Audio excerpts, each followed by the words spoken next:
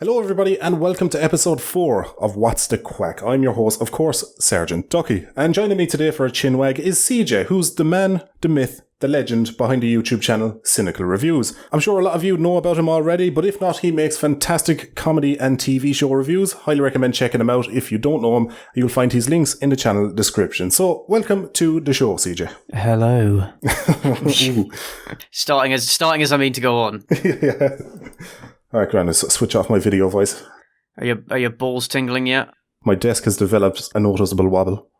So the first question comes from Callum. To both of you, what is the daily life of a YouTuber like? Chaos. It's just constantly screaming while staring at a wall. Yeah, it depends really. Some days it does feel like you're banging your head against the screen. Other days it feels great and you plow through things very quickly. It's mostly quite solitary, to be honest. I don't know about you, Ducky. I mean, you actually do live with somebody else. I do live with my family, but it's still a very quite solitary pursuit. You spend a lot of time in your own head. You do spend a lot of time in your own head, yeah. You spend a lot of time focused on your own things, staring at a screen, concentrating on your own thoughts. I personally don't tend to get out of the house very much. So if I wasn't like talking to people on Discord and streaming on stuff, I think I'd go a little bit nuts. See, I'm the opposite. Like, I think like streaming on Discord and stuff is like the part I like the least, but maybe that's just because I'm a really antisocial fucker. Sounds like it.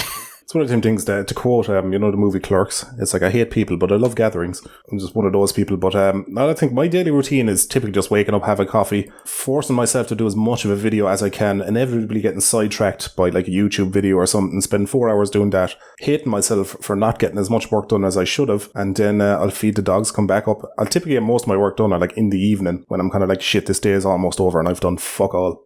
But I spend most of the days on my own as well, because the missus like works 9 to 6, so I pretty much have the house to myself for the day. But yeah, you spend a lot of time in your own head trying to figure shit out. Some days are very much like work, other days are quite enjoyable. I typically find the most enjoyable days are typically the day before, the day during, and the day after you release a video. The day you release a video itself it's just such a good feeling. It's like taking a really, really good shit and then that feeling afterwards, that relief, like finally got it out. It's where you're like cramping so hard on the jacks that you're like praying to deities you don't even believe in just to let it subside. Well, you just count yourself lucky that it doesn't make you bleed on the way out. Yeah, that fucking post shit euphoria. Better than sex, let me tell you. But yeah, no, I'd agree. I usually start my day with a coffee or several, procrastinate for a while, maybe watch some YouTube, play some games, or like catch some Netflix or whatever. I tend to work as well best in the evening, and I'm quite a major procrastinator, so I keep telling myself to do as much work as I can as early as I can, and then for various reasons I end up not doing that, and then I end up going, oh shit, I haven't got much done, and then I do a lot in a small amount of time. Most videos I've got out this year, for example, the editing of those has been done within like the last couple of days. And every time I say to myself, right, edit a bit every day so that you don't have this mad rush at the end, and then inevitably it fails. As with my current video, which I'm now going to spend tonight and then the next 4 days editing in order to get it out so I can move on to other things. It's safe to say most YouTubers are stuck in a perpetual state of needing to get stuff done but not getting stuff done. And insomnia. That's another one. I'm not too bad for insomnia. I sleep quite well. I just don't go to bed at a reasonable time. Yeah, same. I would say, like, when it comes for me, for my routine, I find writing, I do better writing early in the morning, but I do better editing in the evening. I don't know if my brain is just, because at this point, the editing is like so tedious that I don't even need to be like completely focused on it to do it. Whereas the writing, I'm kind of completely engaged. I feel like I'm using all my brain and I'm at my freshest first thing in the morning. See, I find I'm actually at my worst when I first wake up. And it takes me like several hours for my brain to get into any sort of mood where I actually want to work. You used to work in a bar though, didn't you? I did, yeah. I mean, I'm kind of a night owl. I'm used to getting up late and working through the night. It's not untypical for me to wake up in the late afternoon and then work through until, early hours of the morning, like 3, 4, 5 in the morning. Yeah, I was just going to say, because like I was working the guts of 15 years in retail. So that's 15 years of being programmed to be like, waking up and working immediately. I just feel like that's kind of transitioned over to, when it comes to writing, I feel like I still have that mental state buried in my subconscious where when I'm awake, I'm kind of completely engaged in what I'm doing. But as the day goes on, I start fading out as like the 6 o'clock clocking out of work time approaches. Haven't shaken that slave labour mentality yet. I really haven't. Like, that's one thing. There's one thing I miss about retail, because God, I thought I'd never hear me say that. But When you leave your job in the evening, when you're working like retail, when you finish your shift, it's instant relief. It's like, yes, that day is over. I don't have to deal with this shit till tomorrow. It's a hard and fast time. But when you're a YouTuber and you finish a video, you feel that briefly. But then you're like, okay, should I start the next video immediately so I'm not I won't have to work as hard, or I'll have a lot more time to work on it. You never get long enough between videos to feel relief from getting a project done. Yeah, you get it out and then you think, okay, have I earned a break, or do I have to just move on to the next thing in order to stay relevant, you know? I'm always like, I have to move on because it took me so long to make that last video. That was a break. Even though it wasn't, I still worked on all that. I feel like I could have done so much more quicker. I'm like, no, you had your break on that last video. You need to work hard for this video. For me, I find that I work really hard on my videos and they feel to me quite strenuous to make. So when I get one out, I'm just like, oh, God, I need a break. So I'll take a break for like a day or two. Even when I'm intending like, right, the next day I'm going to get on with the next video. It's usually a couple of days before I can bring myself to actually be productive. Yeah. Like I said, it's like taking a really, really big shit. you just sit there on the toilet for a while going, oh, you know. Typically takes a lot longer than you planned. Just enjoying that moment, you know. And you're just hoping it doesn't stink. That's what we all hope. Davy Joe asks, hold on, it's a really long one now, so I'm going to summarize it. Did both of you ever feel like you didn't have the personality to become a YouTuber? And when you were small, did you have to deal with friends and family or colleagues taking the piss out of you? I wanted to actually start a YouTube channel about 7 years ago, but at the time I didn't feel confident or funny enough or anything like that. I didn't feel like I would be good at it, so I didn't. When I started my channel again, I felt a bit more confident, but I was still kind of like, I'm not really sure, but I'll have a go, and we'll see what happens. But I saw that people were doing similar things and had similar personalities to mine, so I thought, well, if they're successful, then, why can't I have a go at it? Yeah.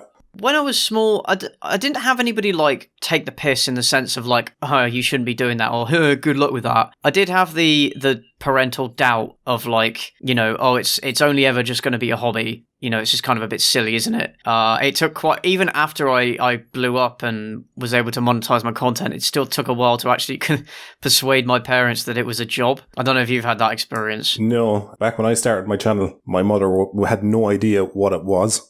So she just kind of didn't care. She was like, I'm too old to try figure this shit out, but, do what you want. Not sure what else to add to that, really. Yeah, I suppose given my experience of it, it's similar to yours, where I've seen a few YouTubers, some I respected, some I didn't, and they made it. And I was just like, okay, there's just a lot of fucking idiots that are able to make something out of this. Surely I could have something with a bit more substance to add than these fuckers. I started pursuing. I think the success on YouTube is not really, it doesn't really boil down to whether or not you have a personality to do something, or whether or not you have a skill or a talent that can be applied to it. A lot of it comes down to, gumption and cheek, the ability to actually try it. There's a lot of channels, a lot of massive channels out there that don't exist because the creators behind them never actually give it a shot. And it's one of them things where there is a lot of luck involved in it, but it's more about how dedicated you're going to be rather than the personality. So there's 7 billion people on the planet. You'll find an audience for virtually anything. And there are plenty of popular channels with figureheads that don't have much personality or talent because they tried. The charm and wit of a fucking peanut. Yeah, but they tried and they made their craft in such a way that it appealed to certain people. It's the kind of fuckers you'd see dancing on TikTok that have 200,000 followers, and you're like, this cunt is just lip syncing to a song that already exists. I mean, as much as we mock them, it works for them. They get the views. I'll always admire the willingness to put yourself out there. I don't have to admire who you are or what you do, but just the willingness to do it. That's pretty much what makes or breaks any channel starting out. I used to have a fucking Let's Play channel before that. That lasted no way. Yeah, it lasted about 2 months. It was so fucking bad. Lasted about 2 months. I had 26 videos, and I had, about 22 subscribers. What did you play? Oh, it was like Mirror's Edge and kind of shit like that. Yeah, no, that was really disheartening. That's a channel I didn't tell friends or family about because it was a gameplay or a video game channel, and that has a lot of stigma attached to it in terms of You know, oh, that's what you're doing, yeah. Because let's be fair, it doesn't require any kind of skill or talent to hit record and play a video game and talk to yourself. No, but it does to be good at it. Yeah, exactly. I would say, because like anybody can do it, but very few people can actually do it in an entertaining way that adds any kind of value. Yeah, and I discovered that I couldn't do it in a very entertaining way that adds any value. So I was like, you know what? I think I need to start writing down what I'm going to say so I can vet it and filter it. Yeah, I find I'm much better when I have a chance to pre-write things than go live. Although I also do enjoy the live interaction. It's just nice to be able to chat with people. But that's off topic. Yeah, there is you can get some gold from just kind of off the cuff humor and stuff. But the thing is, I was never that good at it, and I will almost always be outshined by other people when it comes to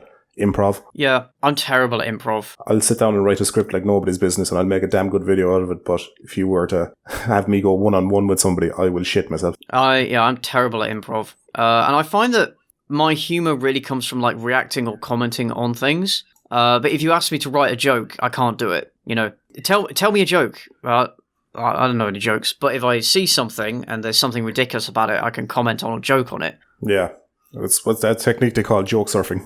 I couldn't do stand-up, you know. That's one thing, like my older videos, my newer videos are finding a lot more success, the kind of story videos, which is great because my older videos were much harder to write because I had to like sit there and think of jokes and witticisms and analogies to put into the video that would be funny. Whereas now that I'm doing stories, these are based off reality and it's very easy to put jokes. It's very easy to write a story that's already happened and put in the odd joke here and there in it as well. People like funny stories as well because they're real. As long as they are real. Yeah, there's so many people ask me like if my stories are real, and I was like, if I was going to make these up, I would make them way better. You know, I could definitely change so many things about my stories to make them even funnier. Yeah, my dick was only about 11 inches, you know. But some girls like it that wide. Right, we'll move on to another question. Lucky Sergeant 731 says, question for the both of you. Do you often try to help out other creators on the platform? Well, you do. You reached out to me this time to be on your video, didn't you? Yes, I do. Yeah, I did. I reached out to Sergeant Ducky, for example. You had... How many subs? 10,000, I think, around the time. I think it was less than that. It was less than that. I remember it being something in the region of like 8,000. I think I think I had about 60, 70,000 subscribers at the time. But yeah, I reached out to you because I thought your videos were funny and I thought your channel deserved to be bigger based on the quality of what you were making. And you thought wrong. And I've tried to do that. Like I promoted like Cynic Snacks as well. I gave him a shout out and that sent some traffic his way. I also basically increased his profile with other YouTubers who then also invited him onto stuff and allowed him to start networking more. Because again, the quality of his content was superb compared to his channel size when I gave him a shout out was something like, I think like 400 subs or something. It was tiny. It's really great to see how much he's grown since then. Yeah. And then there's a whole bunch of others. I try and give a platform to smaller people because the way I think it should be larger YouTubers reaching out to smaller creators and giving them a platform or allowing them like more of a chance to, you know, share their work and their personalities with a bigger audience, rather than a smaller YouTuber kind of going to the bigger YouTube and being like, please, Daddy, may I have a crumb of popularity? Because you also get that. Yeah. And you can get that in good and bad as well. But no, you're definitely right, because the YouTube algorithm is not going to do any small creator any favors whatsoever. Like, if you have a small channel, you're instantly at a disadvantage. Huge, like, the one thing I've discovered, like, the bigger my channel got, the easier I found it to get views, you know, like outside of my own fan base and stuff. YouTube just looked at me more favorably because I had that watch time behind me and stuff. But yeah, no, it's definitely an uphill battle when you're a smaller creator, and just trying to find traction or get traction is next to impossible when you're that small. And it's only getting harder as more people join the site and dilute the waters. There is still always a chance. So I will never tell people that it's impossible, because I mean, it happened to me, but I got very lucky. In addition to having the content, I also got very lucky. But it is still possible. It's just extremely difficult. But then when the bigger you get, the more views you get, and it kind of snowballs. Yeah, it's definitely exponential returns. Yeah, as long as you keep putting out content. So like, instead of having like one subscriber a week, I get hundreds or thousands of subscribers a day. let's say. Yeah. Because YouTube looks on you more favorably, like you said, Docky. And that's why, because I remember how much it sucked to be a small YouTuber making content and getting like 30 views after spending 2 weeks on a video. So I do try to help out when I can. I remember like when I first started out, just putting out videos, and it was like every video I was like so happy with, and I was like, oh my god, this video is fucking brilliant. Everyone's going to love this. And you release it and it gets like 100 views. And you're just like, oh fuck, it's so disheartening. But I'd say therein lies the key to being success at YouTube, is just fucking perseverance, stick at it. That's it, yeah. Be a stubborn bastard, refuse to give in, and just keep at it. Like, one thing I say, it is all well and good kind of collaborating with other YouTubers and all that, but there is no substitute for content. I've had so many people approach me looking to kind of work together on their channel, and it's somebody who's like 1 or 2 videos on their channel. They've not yet put the work in, they haven't proven themselves, and they're just looking for a shortcut to the top. And I don't like that at all. It's like, even if their 1 or 2 videos are quite good, it's just like, no, you need to back that up with show me your homework. Yeah. Have you ever been on the YouTuber subreddit? Can't say I have, no. So it's a subreddit that's dedicated to like small YouTube channels that like they want to get bigger. There's a lot. There is a lot of good advice on there. So I would recommend anybody who wants to, is thinking about doing this seriously, to look at that subreddit, search from like the most popular posts of all time. Just go through those, and you get a lot of people on there who they go, "Oh, I've been uploading content. Why aren't my videos getting views?" And then you look at their channel, and it's like 5 unedited gameplay videos, terrible audio quality, a terrible camera, no thumbnails, and a title that doesn't make any sense. And they also just sit there and don't really comment on the game much. And it's like, what do you think people will watch it for? Ultimately, you have to create stuff that people will want to watch. And that's why even people that you and me might think are really bad creators, we might not like them or their content. The reason they're successful in the first place is because they made stuff that certain people want to watch. Yeah, and they're doing a lot of things right. They're making attractive thumbnails, they're putting in decent description. They're kind of feeling the audience for what kind of topic they should cover. They're, for whatever their content turns out to be dog shit, but they're still doing a lot of the important things right. Yeah, which counts for a lot. I mean, Jeremy Kyle was popular for a reason. So as bad as it was. You raped her, didn't you? No, I didn't. No. Why, you put something on the end of it? But that's why trash TV is successful, because as trash as it is, people watch it. Nobody, you can make the best content in the world, but if nobody wants to watch it, then, it's not going to matter. Out of curiosity, what video did you make that kind of give you your first standalone boost? One that wasn't through collab or anything, just one that got traction of its own? Probably the plot holes video was the first one that started to get me noticed by other people outside of my subscriber base, which was only about 100, 120 at the time. After that, the Sierra Burgess video came after that, and that one, it got a few thousand views quite early on, which I was really happy with. And then for some reason, it just got blasted everywhere, and it had like 1 million views by the end of the month. I have no idea why, and I went from having like 400 subscribers at the start of October to 40,000 at the end of it. Because, what happens is when one video starts to do really well and gets promoted, YouTube starts to promote your other stuff as well. Yeah. So all my old videos were getting promoted as well, and they started bringing in subscribers as well.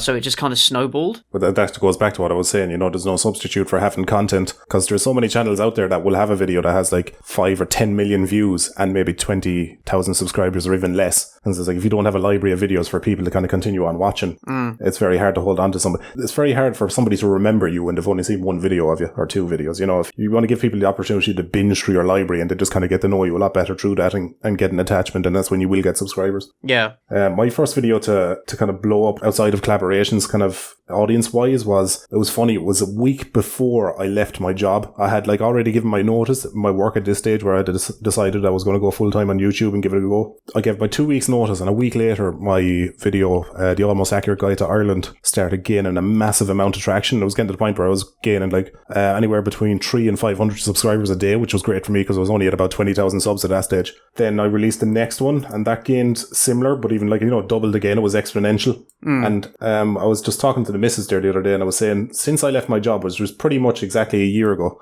I've gained 100,000 subscribers, and it's pretty much because of the Almost Accurate Guide to Ireland videos. They started hitting recommended, and because they were hitting recommended, my Living with a Woman videos hit recommended not long after that. And it was like you were saying, people got drawn in by one video, then, you know, a couple of my other videos started gaining traction as a result. Yeah. Once one video gains traction, it just picks up from there, which is quite nice. It does make it harder as a smaller creator, but like I said, once the ball gets going, you know. Yeah, one thing I'd wish I'd kind of knew myself back then when I was a bit smaller is ultimately, you know, 5,000 subscribers doesn't really feel any different than 100,000 subscribers. You know, it's kind of, once you have a sizable established audience of maybe like 1,000 people or more, you know, it doesn't really get much better feeling than that. You know, you're just going to have more people that are talking to you, but, you know, as long as your audience is established and you're enjoying what you're doing and you have an audience, you know, fucking just be happy with that. Don't go chasing numbers. The milestones themselves start to become less meaningful after a certain extent. Like, I was ecstatic when I got 1,000 subscribers, and I was ecstatic when I got 100 subscribers and 10,000 subscribers. 100,000 was really good because that's obviously you get your little plaque thing, and I think 100,000 is generally agreed on that you've kind of made it on YouTube. Yeah. But then 200,000, 300,000, and then hopefully by the end of the year 400,000. The feeling is definitely a lot less intense. Yeah, it's you've diminishing returns. You've done it so many times now. It does become more of a numbers thing, and you're just like, okay, how many subscribers did I get this month? Oh, I need to pump up these numbers. It becomes hard to resist the urge to chase those numbers and constantly check your analytics. But I desperately try not to do that. So like this month, for example, like September, I haven't uploaded any videos, and I'm wanting to upload 3 this month. I didn't check my analytics at all, because it'd be quite depressing. But I didn't want to let it get to me, the fact that the numbers were going down because the momentum wasn't there anymore. But some people really let that get to them, and then it just drives them a bit crazy. Because this is already kind of stressful enough. Like putting yourself out there and having your work judged and receiving lots of comments, and whether it's good or bad, that's already pressure enough. And like trying to create content that you think is better than the stuff you've made before and that people want to enjoy, there's already enough pressure there without like looking at the minutiae and the details and focusing on those little red numbers, you know? And I'd say it's probably safe to say that me and you are both at a size where ultimately the numbers don't matter. We're paying our bills. Yeah. Like the thing, okay, so here's the thing. For those of you who are sort of on the outside of this looking in, I don't know if you agree with this, Docky, but I've come to realize that the subscriber count actually doesn't mean that much. It really doesn't. It's like, it's sort of a badge of honor, or like, you know, a dick you can wave at other people. But after like 100,000, so 100,000, you get your plaque, you get that creator chat support and a bunch of other stuff. After that, you don't get anything else until 1 million subscribers. Your actual subscriber count doesn't matter. What really matters is the views, because it's the views that are going to determine the ad revenue. And while sponsors do look at your sub count, they are more interested in views. And if your videos aren't getting the views, they're not going to sponsor you again. It doesn't matter how many subscribers you've got. If you're not getting views, then YouTube won't promote your content. I mean, just look at, there are some really massive channels out there that get fuck all views, and they're just dead in the water. And it's kind of sad to see, actually. It's like watching the Titanic sink. Yeah, it's people on their way down, you know. But I try to stay out of that mind frame because I know as my channel grows, you know, eventually I may move on to bigger and better things, hopefully. And my channel in and of itself will start to enter that downward trend where it's still got a load of subscribers, but the views are dwindling off. Yeah. But like, you know, I just want to see that as kind of been there, done that, moving on kind of thing, rather than, oh no, you poor fucker, you're still trying to make this work. There's many YouTubers who got to the top and they're on their way down and they're completely okay with that. They're just like, yeah, just doing what I love. I think it's the same as a lot of things, like sports stars who were at their prime. Anybody famous, or famous actors, for example, who were at their prime but are now kind of in the D-list, past their prime, but like washed up, I think is the word. And you pine for those older days where you were successful and you were on top of everything and you wish you could go back. Some people manage it, but some people don't. And I guess it's important to realize if you even can recover, and if you can, how to do it. I hope I don't get to that point. Yeah, that's my thing. Hopefully I would have found something else that's kind of, I develop a passion for that also makes an income and I move on to that. Yeah, no, that's the key. That is key, I think. Do you have any kind of end game plans for after YouTube, or have you thought that far ahead? Well, I mean, I'm hoping I can do this for a while, because the film-related content, I think there's always going to be crappy movies. And I've got so many ideas for videos that I just need to get around to actually making. It's not about the inspiration, it's about the time getting around to actually making them. So I want to be in this game for a little bit longer at least. Afterwards, I'm still not really sure. It took me this long to find something I was really good at, like YouTube. In the first place, I've just kind of wandered from one thing to another. I think if I was going to do anything else, I'd like to write. Like, I've wanted to write novels since I was young, but not really had the mental discipline or the time to actually dedicate to doing it. And also, I'm really unsure that I have the talent to do it. But I'd like to at least try. Other than that, I really don't know. Yeah, for me anyway, like, I hate writing. I've always hated writing. I enjoy coming up with, like, jokes and stuff like that, but the act of writing bores the fucking arse off me. But even still, I've done it guts of 90 times. See, I like the writing part. I like the script writing, for example. I really enjoy that. Even like writing essays and stuff. I actually do like writing and crafting something and putting it together.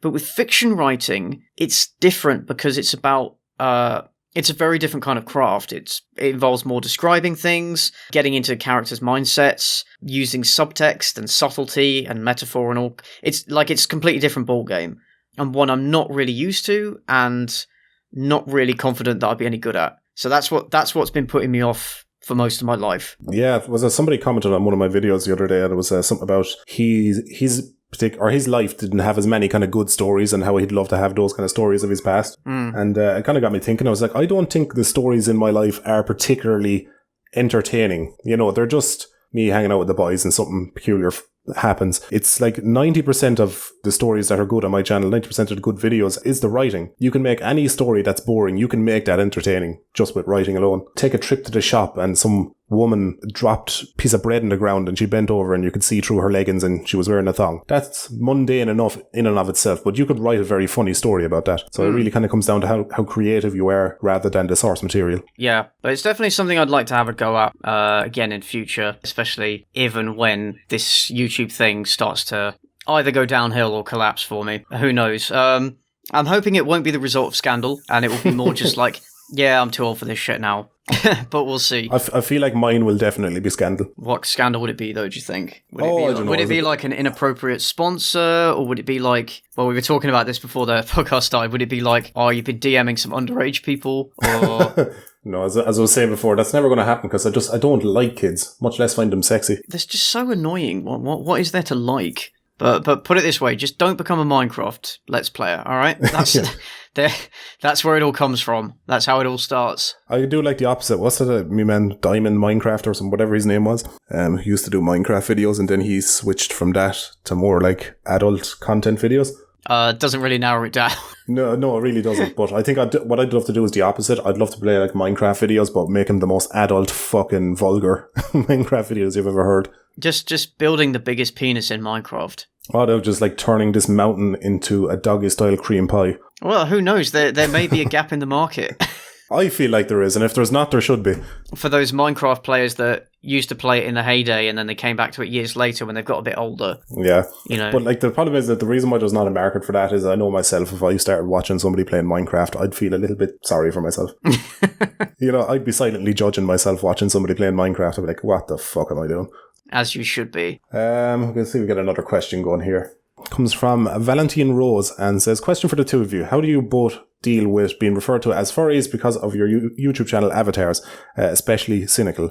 Cheers and thank you. Well, for me, it doesn't happen. You first go on.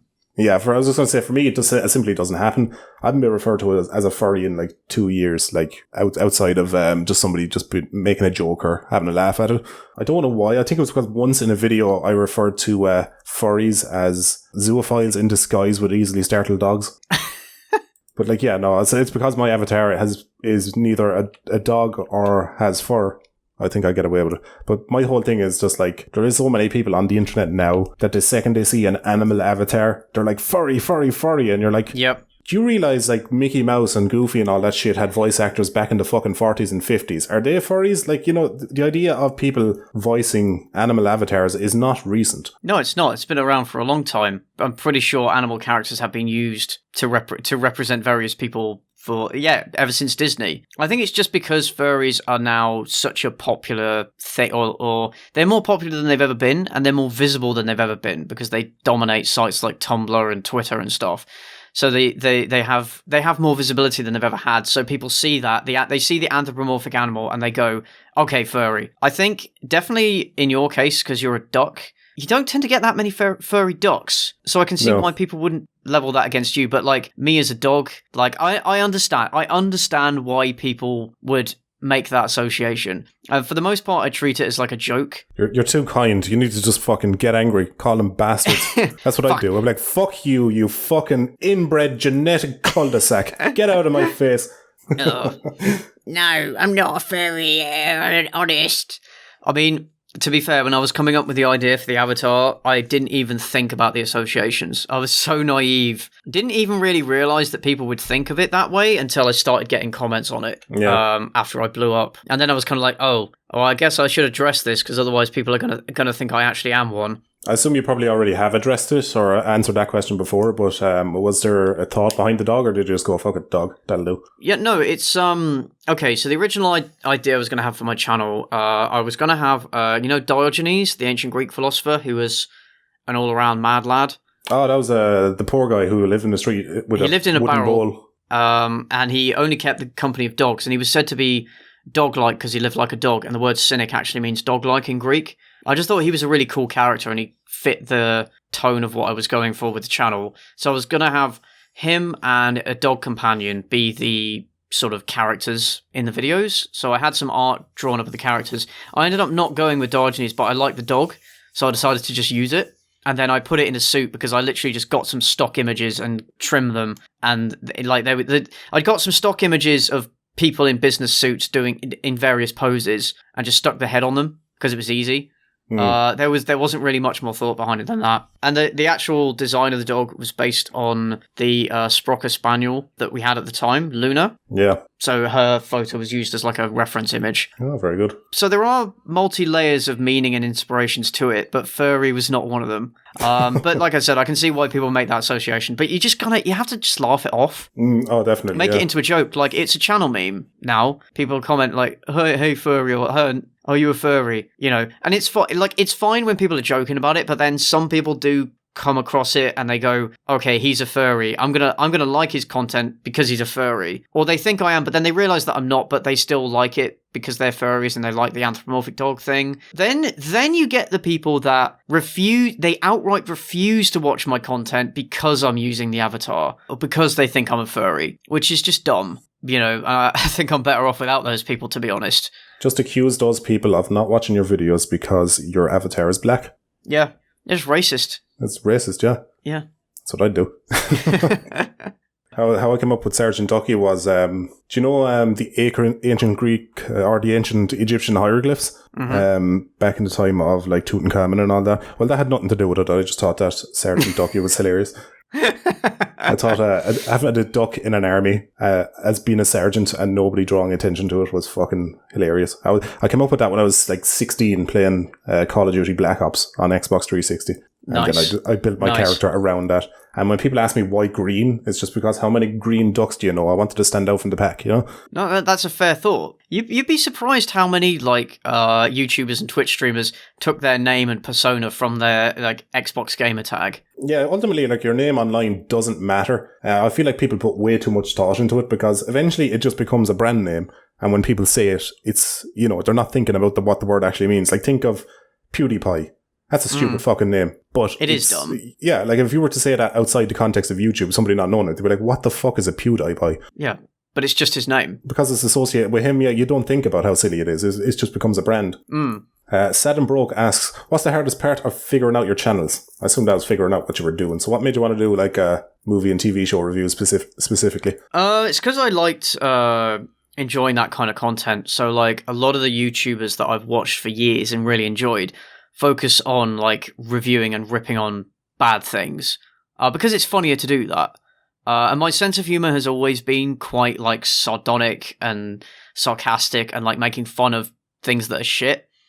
And obviously YouTube is a very visual medium. And so it just, all those elements just kind of came together really. It just made sense for me to want to make that kind of content. And just bouncing off of that, just because you mentioned it, kind of given your nature and all that, have you ever gotten into any beef with other YouTubers? I have, but nothing I want to talk about.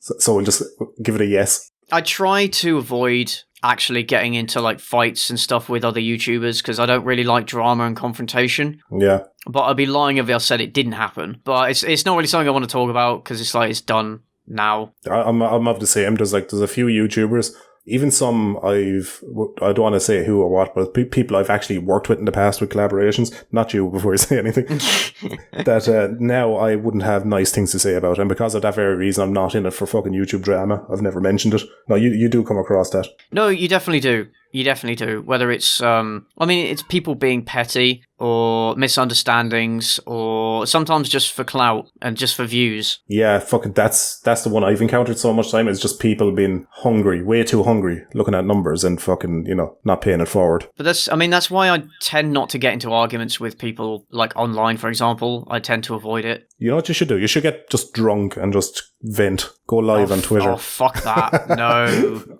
No, so much blowback. Not worth it. Never drunk tweet, guys. Never drunk tweet and never drunk stream. I've been tempted to drunk stream, but I don't trust myself. And I also avoid making videos on specific people where I can help it. So, like, even the plot holes video, which was a reply to Patrick Williams' video, it was more about his video than about him personally, because I haven't actually seen any of his other content, and I wasn't really interested to watch it. Even in that, I feel like I did get a little bit too personal. So if I could remake it, I'd do things a bit differently. And then I made a video on Anne Fishman, specifically, but she's like a Netflix affiliated director, so I felt like she was fair game. Yeah, like when you have that level of success, you're open for criticism, Yeah. Especially if what'd you say, she was a director? Yeah, she wrote, directed, and produced a film that Netflix release called Swiped. She started lashing out, because the film's really bad, by the way, but she started lashing out at critics, especially women. She was very vicious to women who didn't like the movie. Oh, so she was really bitchy. Yeah, basically. And she was far less so than she was with men, which made me think that she was quite misogynistic herself, or just too much of a pussy to actually be as aggressive with the men. Oh my god, she sounds like a woman after my heart. Well, I'm not sure. I haven't talked to her directly, but after I released my video on her, she sent me an email saying how wrong I was about everything, except she didn't address anything that I said in the video. So that was very tactical by her, wasn't it? Yeah, but yeah, I tend to avoid making videos on specific people because it's drama, and it's not. Especially when you start making videos on drama, you start attracting the audiences that are there for drama, and they can be some really toxic people. Yeah, I remember years ago I did it was around the time of the Adpocalypse, and it was around the time everybody was blaming PewDiePie for the Adpocalypse. Just for people who don't know or listen, the Adpocalypse is when a load of brands start pulling their advertisement from YouTube, and YouTube came down with a fucking hammer, demonetizing creators so they couldn't get paid and stuff. It's a fucking nightmare, and it's still a problem to this day, mind you.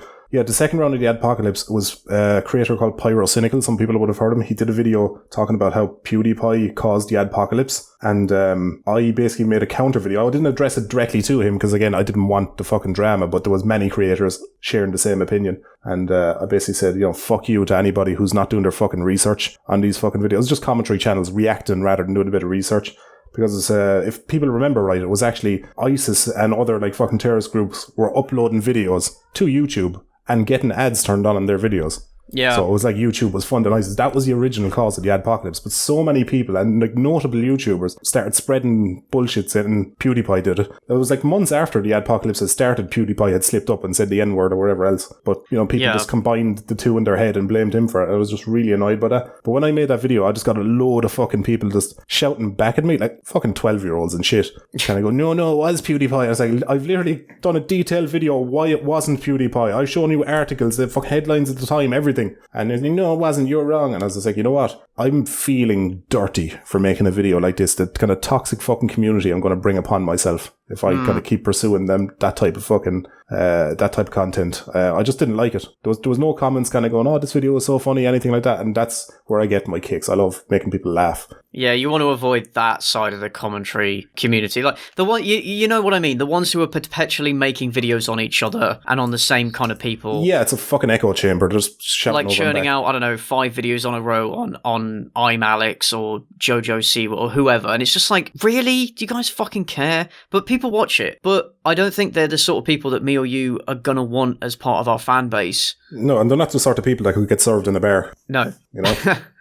Exactly. if we're going to throw shade. I like to make videos for people that I would like to watch videos with, or like I would like to spend time with. I like making people laugh as well. Make videos you'd laugh at or you'd enjoy. That's the way I approach my videos. Exactly. It's like if I didn't know who I was, would I laugh at this video? It's like, yeah, I would. And the problem with slinging mud at people as well to make content is that it's going to get slung back and it might well end up blowing up in your face. Yeah, and that's a stressful existence because you're just pitting communities against each other and you're just going to be constantly called a bastard or a prick or, a fucking racist or this, that and the other. And it's just going to be never ending.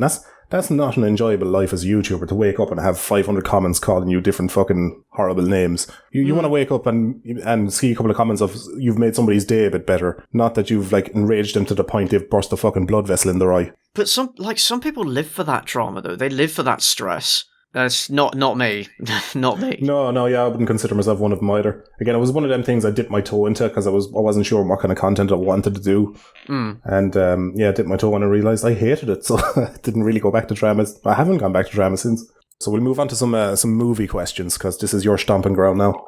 Oh, good. Big Chungus asks, what's your favourite so bad it's good movie? The Room, easily. Really? A bit of Tommy Wiseau? Yeah, I know it's kind of a standard answer, and I know it's not exactly like... I know it's not very dangerous to say The Room, because everybody knows it, and everybody knows it's bad. But out of all the bad movies I've ever seen, I think Birdemic is a close second, though. Birdemic, Shock and Terror, if you haven't seen it, that's amazing. I've not seen it. Oh, that one's great. We should watch it sometime. But The Room is just... It's just the perfect so bad it's good movie. Like, every element of it that you could think of to make a so bad it's good movie comes together nicely. You've got a bumbling, incompetent director who also has a massive ego and who single-handedly destroyed his own film. You've got a cast of actors who are like trying to do a good job with the movie, but because of what they're given and the script and the direction they're given, it's just laughable. But that's the thing. Everybody that worked on that movie was trying to make it a good movie. And there was a surprising amount of money spent on that movie as well. Tommy Wiseau's own money. He spent millions of his own money making it. And it still turned out terrible. It's not like a low-budget production where you can kind of go, okay, they used this effect or this camera work is terrible, but it's a low budget, so like you can excuse it. This was more or less a professional production. And that's why There was hundreds and thousands of dollars spent on it, wasn't there? Millions. He spent something like $4 million of his own money making that movie. The first time I'd seen, I will confess, I haven't seen the movie the whole way through. I've just seen like longer extended scenes of it and stuff. Another one you've got to watch. I remember seeing that movie and thinking to myself immediately, me and my mates could have made that way better with just a shitty little fucking 300 quid video camera that we were using back when we were filming short movies. And it's like, how the fuck could you spend so much money on such a piece of shit? And the funny thing is, like, when he was like, was he after the fact turned around and went, we weren't trying to make it good. It was supposed to be funny. Yeah, okay, so like at the premiere, people laughed at the movie, and then he sort of turned around and he went, it was meant to be a comedy, yay! And everyone was like, no, it clicked. Like the cast members were adamant that it was meant to be like a dark, tragic drama. But he's maintained ever since that it was meant to be a comedy, just to save face. Yeah. But I mean, I think he rolls with it now. Like, as much as he denies that it was ever meant to be, ever meant to be a drama, because I went to see it at a screening in London and he was there doing a Q&A, and people just ask him the most bullshit questions and he gives the most bullshit answers. And it's quite obvious that he understands that it's popular, ironically, and he's reveling in it now. But initially he didn't. I wonder if he ever thought of doing a second attempt. What makes the movie even better is the story behind the movie. So if you, Greg Sestero, one of the actors in it, wrote a book called The Disaster Artist, which details his friendship with Tommy and the making of The Room. And some of the stuff that happened behind the scenes is even more bizarre. And James Franco made it into a movie. I've yet to see that, yeah, it's because I haven't seen the original. Decent movie. There are some parts of the movie I can't watch because they're so cringeworthy. Just because I can imagine the real Tommy actually doing that. He nails his Tommy impersonation. But yeah, The Room is something I'd recommend everybody watch, but not alone. You've got to watch it with other people, and you've got to have some beers and just relentlessly mock it, because that's what it's good for. From start to finish, it's just glorious. Well, what I would recommend on that note, you were just saying about drinking with friends, because somebody else asked a question as well. What did you make of the Mulan movie, the remake? Oh, how much time you got? I'm making a video that's probably going to be like 45 minutes long. on that fucking movie. Yeah, well, I only recently watched it myself with the boys on Discord, and I had a really good time watching it, hanging out with everybody, because there was so much to take the piss out of. Yeah. It was just, it's just the tree that keeps on giving, you know? Oh, it was great to watch on Discord. But oh my god, it was terrible. Yeah. I mean, I'll leave that to your video there. I'll see what you come out with. just briefly, obviously, soulless cash grab remake that's unnecessary. Everything that they took from the original movie and put in the remake, they made worse. Everything was just more sloppily executed. The music was worse. They removed Mushu because they didn't want to offend. The reason they said, we're going for a realistic movie, but the reason is because they didn't want to offend the Chinese because dragons are sacred animals in China, creatures rather. They also removed Li Shang, and they said they claimed that it was because the relationship between Shang and Mulan was problematic because he was her commanding officer, which is complete nonsense. On so many, on so many levels, it's complete nonsense. The reason they removed him, although they won't say this, is because Shang has become like an icon in the bisexual community, and it's actually illegal in China to portray non-straight relationships in films. So they probably removed him in order to be safe, basically. What's even worse than the movie itself is all of the bullshit, all of Disney's utter bullshit surrounding it. The fact that they tried so hard to pander to China, the Chinese government and the Chinese audience, and China still hated it. That's the funniest thing. Yeah, that movie could be summed up as if somebody was to ask, why did Mulan need a remake? If you were to get a straight answer from Disney, it would have been the answer would have been because we want Chinese people's money. Yeah, money. Yeah, they want China money.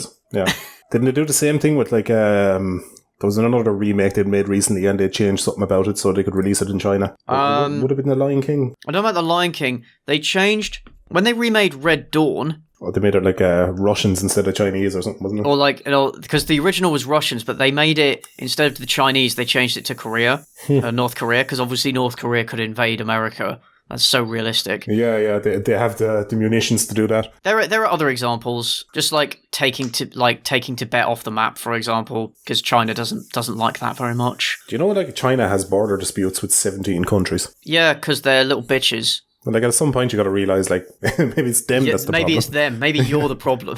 Yeah. Well, it's because they're little bitches and they can't handle anybody disagreeing with them. That's why they throw a hissy fit if anybody recognises Taiwan. Yeah, it was Taiwan. They're like constantly fucking disputing the border with India right now, where it's escalating every other fucking week. Yeah, it's getting out. It's completely out of hand. They're sure that Mulan was filmed in a district in fucking China that have like slave labor and shit. Xinjiang. It was filmed in the area where there's genocide against the Uyghurs is being carried out. Yeah, and Disney worked with several state propaganda agencies working in the region, including the one that's responsible for administering the camps. And they actually thanked them in the credits of the movie. And you can't tell me they didn't know about the Uyghur jet. You can't tell me they didn't know, because that's obviously horseshit. They knew, and they just didn't care. Give me your little Chinese cock there and let me suck the fucking shit out of it. Just that's exactly what that is. So I will say that the Mulan movie is probably going to be the angriest video I've ever made, because not just like the movie is bad, it's just everything else surrounding it and the really disgraceful... because having a questionable message is one thing, and having like a badly made movie is one thing, but actually being complicit in genocide is like a whole nother level of asshattery. You know? Yeah, the fucking world is weird this year. There's a lot of weird shit going on that should not be okay. That's been let fly. Apparently there's like a flesh-eating bacteria in the water in Texas now. Oh yeah, I heard about that. Well, my girlfriend tells me that's actually not an uncommon occurrence down south. Yeah, to some sort brain fucking eating parasite thing. There was a child that died because of it. One more reason she hates the south. She's a big fan of yours, by the way. Yeah? Yeah, she watches your shit all the time. Aw, isn't she lovely? She is. I'm terrible at like taking compliments or people like telling me they love my shit. Should I have said she hates your shit? Yeah, like I can deal with that better. I can deal with negativity so much easier. Oh, that ducky's such a cunt, isn't he? The worst part is like, you know, when you're like replying to YouTube comments, so, you know, when you get 10 minutes to go down and you're replying, and it's like, it's all like, I love your videos, and you're trying to think of creative ways to say thanks, I appreciate it, but you don't want to just copy and paste that because... Yeah, you don't want to just say the same thing over and over and over again because it looks insincere. Yeah, and it looks, you know, it just feels like you're copying and pasting in, so you're like, oh, thanks, that's great, exclamation mark, oh, appreciate it, thanks very much, and then you've used them all. Eventually you're just saying cheers, which sounds like fucking dismissive. Yeah, but that's why I just try to vary up a bit. I say like, oh, cheers, glad you liked it, or glad you liked it, or appreciate your comment, thanks, and so on and so forth. Or I just give them a heart, Yeah. But then, like, how many comments do you respond to? I used to respond to pretty much every single one of them. Nowadays, it's probably close to about 40%. See that? I try when I get time, because I just remember like years and years ago when I was watching YouTube, like the fucking, like it would make my day if I commented to like a big YouTuber who I respected and loved if they replied to me. And because I'm so dead and emotionless as an adult, that's just how I can get a little bit of dopamine, just knowing I could do that for somebody. Oh, absolutely, yeah. That's totally fair. I used to respond to every single comment on my videos, and then it just it did reach a point where the comment section became, like, there was so many comments that if I responded to all of them, it would take up so much of my time. Yeah. Like, it just became kind of like white noise at one point. But, like, what I'll do is, when the video is launched, I'll stick around for, like, the first few hours and, like, respond to comments. And then I might go back a bit later and see which one's the most popular and maybe respond to those. But for the most part, also because, like, I mean, my comment section is like 98% positive. And then you get the occasional person that's just a cunt. And it's just like working in, I don't know if you ever had this experience, working in retail or hospitality. Like, you could have 100 great customers or 1,000 great customers, but then there's that one fucking asshole and it just ruins your day. You will forget 100 great customers and remember one bad customer. Yeah. Like, so, they I mean, most out. of the time I just kind of look at the comments and, like, I look at these bad comments and I laugh, but sometimes I'm just like, you know what? Nah, I don't want to read this shit. I have like a love-hate relationship with bad comments, because sometimes, you get bad comments where it's just like, you're a misogynistic piece of shit. And it's like, yeah, look, it's jokes. Get over it. It's like, you don't have to watch me move on. The funniest one is being called like a misogynist in one video, and then being called like a soy boy beta cock in a different video. Yeah, purely based on things I've said in that video. Yeah. Well, see, I suppose I have an advantage in a way where my videos are like, they've evolved to a point where it's hard to really give any strong opinions other than like, how the banter I have with my missus or something like that, Whereas you're criticizing like movies and stuff, that almost invites criticism upon yourself as well. You sometimes get the comments that are like, I like this movie, it's good, shut up. That kind of shit. Or just like, you're shit, delete your channel. The usual kind of brain dead nonsense. Yeah. Go on. I was just going to say, I think the worst comments I can ever get on my videos is not somebody calling me a simp or a prick or a misogynist or a racist or anything like that. The worst comments I get is when somebody comments about something in the video that I subconsciously knew I should have changed anyway. You get somebody like that and they're calling out like a particular thing you did in the edit, or maybe they're pointing out a joke you should have thought of. Fuck. They're the ones that bother me. I kick myself when that happens. Yeah. Or when the amount of people, like when I make a mistake in a video, the amount of people that will point it out, like in my Dungeons and Dragons video, when I meant to say Chris Tucker, but I said Chris Rock. Oh, you racist! The amount of people in the comments that pointed that out, and I was like, okay, I get it. But for some reason, throughout the entire process, I thought the guy's name was Chris Rock. For some reason, I got their names mixed up.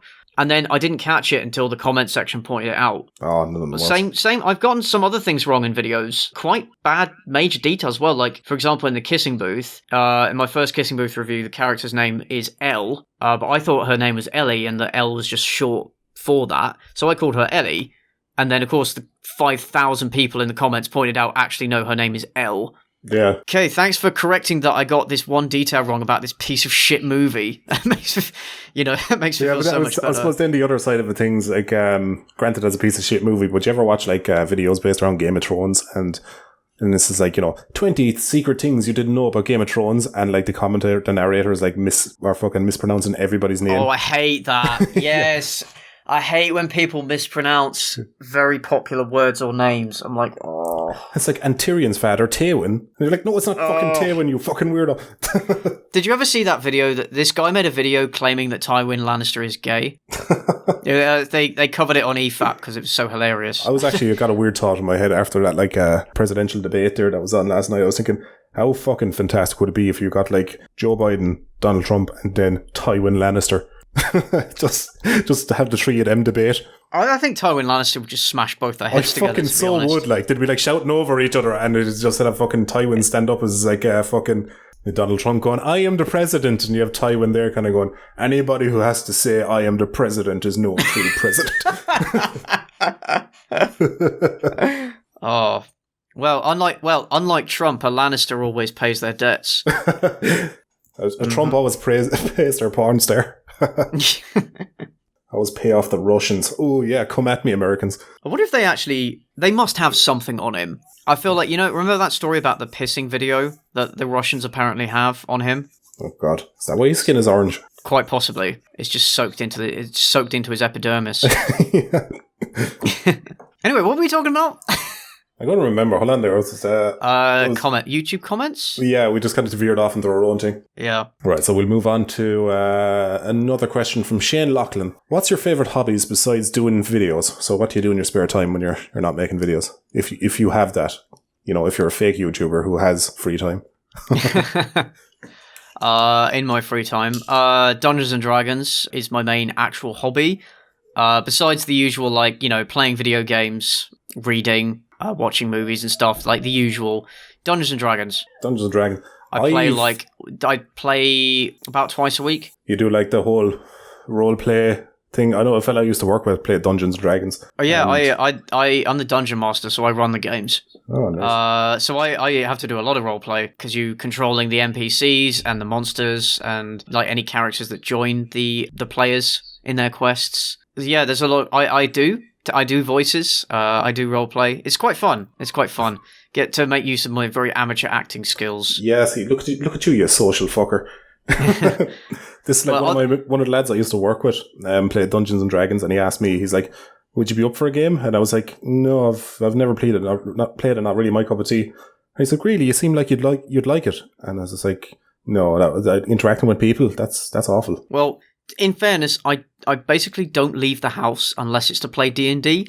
So it's my excuse to get out and spend time with people. It's a really fun game, though. It's something I'd recommend everybody try at least once. Because if you like it, you'll stick with it for life. But if it's not for you, it's not for you. It isn't for everybody. I'd probably get into it if I was drunk, where I'm a bit more kind of social. And, that'd be...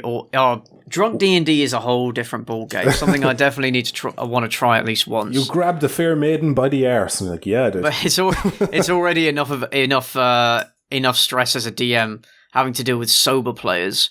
Like, I can't imagine how it is when they're all drunk. I must say, that goblin is looking mighty tasty. It's like the goblin charges you down. I whip out my cock and call it a prick. Is that an option? Yeah, roll to hit with your cock. It's like role reversal. Turns out he's a cock goblin. Oh, no! It's technically... You're technically an unarmed strike, so you are proficient in these. So you add your proficiency bonus plus your strength or dexterity modifier, whichever you think is more appropriate. There is actually an entire RPG called Fatal, which is, it's a terrible RPG. Like, don't play it. But the whole idea of it was written around being able to do the most ridiculous sexual things. Like the manual is hundreds of pages long, and there's a load of ridiculous tables to determine there is genuinely a table in the game for you to roll to determine the circumference of your asshole. Oh fuck! And can that be adjusted throughout the game? Apparently. Does the diameter of your asshole increase with use? Apparently. I believe they've built that into it. So that's the kind of game that people want. There's also tables to determine the volume of cum on each ejaculation and how much cum a particular person of a particular size can withstand before they start to choke. something that somebody who's clearly never seen the light of day would come up with. It's just fucking, you ingest 500 cc's of ejaculate. It's like, oh no, my character can only handle 450. Oh no. Should have leveled up when you had the chance. I'd put 20 cc's in my ass and spill the rest on the floor. Is that an option? But speaking of stretched arseholes, what about you? What are your hobbies? I'm very bored. My free time, outside the obvious of just playing games and procrastinating on YouTube, make music. Probably the most notable thing. Not even good music. I've released a couple of songs on the channel that people seem to have enjoyed. Like the outro music to my videos. That's one I made myself. And I've made a variety of other ones. But yeah, I like to make music. Sometimes I do a little bit of drawing. But I'd chalk that up to more channel related stuff. Go for walks. Get out of the house. I like going for forest walks to parks and shit like that where there's no people, but it's a nice view. And banging. I do like to bang. Big fan of that. 10 out of 10 would bang again. No, fair enough. Absolutely fair enough. That was actually so funny. We were like, myself and the missus were away recently for a few nights. You know, you're just going to go away to get a break away from everything. And we were supposed to go on this like boat trip out to the Blaskin Islands here in Ireland, which is like it's about an hour's out from the coast on a boat. But it got cancelled due to bad weather while we were in this town. So we're like, fuck it. Look, we'll just go. We'll get some dinner tonight. We'll have a few drinks and have a bit of crack. So we did that. We ended up getting much more drunk than we had planned to. You know, the kind of drunk where the two of you are so drunk that you deny that you're that drunk. So you're like, how are you feeling? You're like, I'm actually not too bad. But you wake up the next morning, you're like, fuck me, I was flaming. It was ridiculous. But we woke up the next morning, like, very hungover.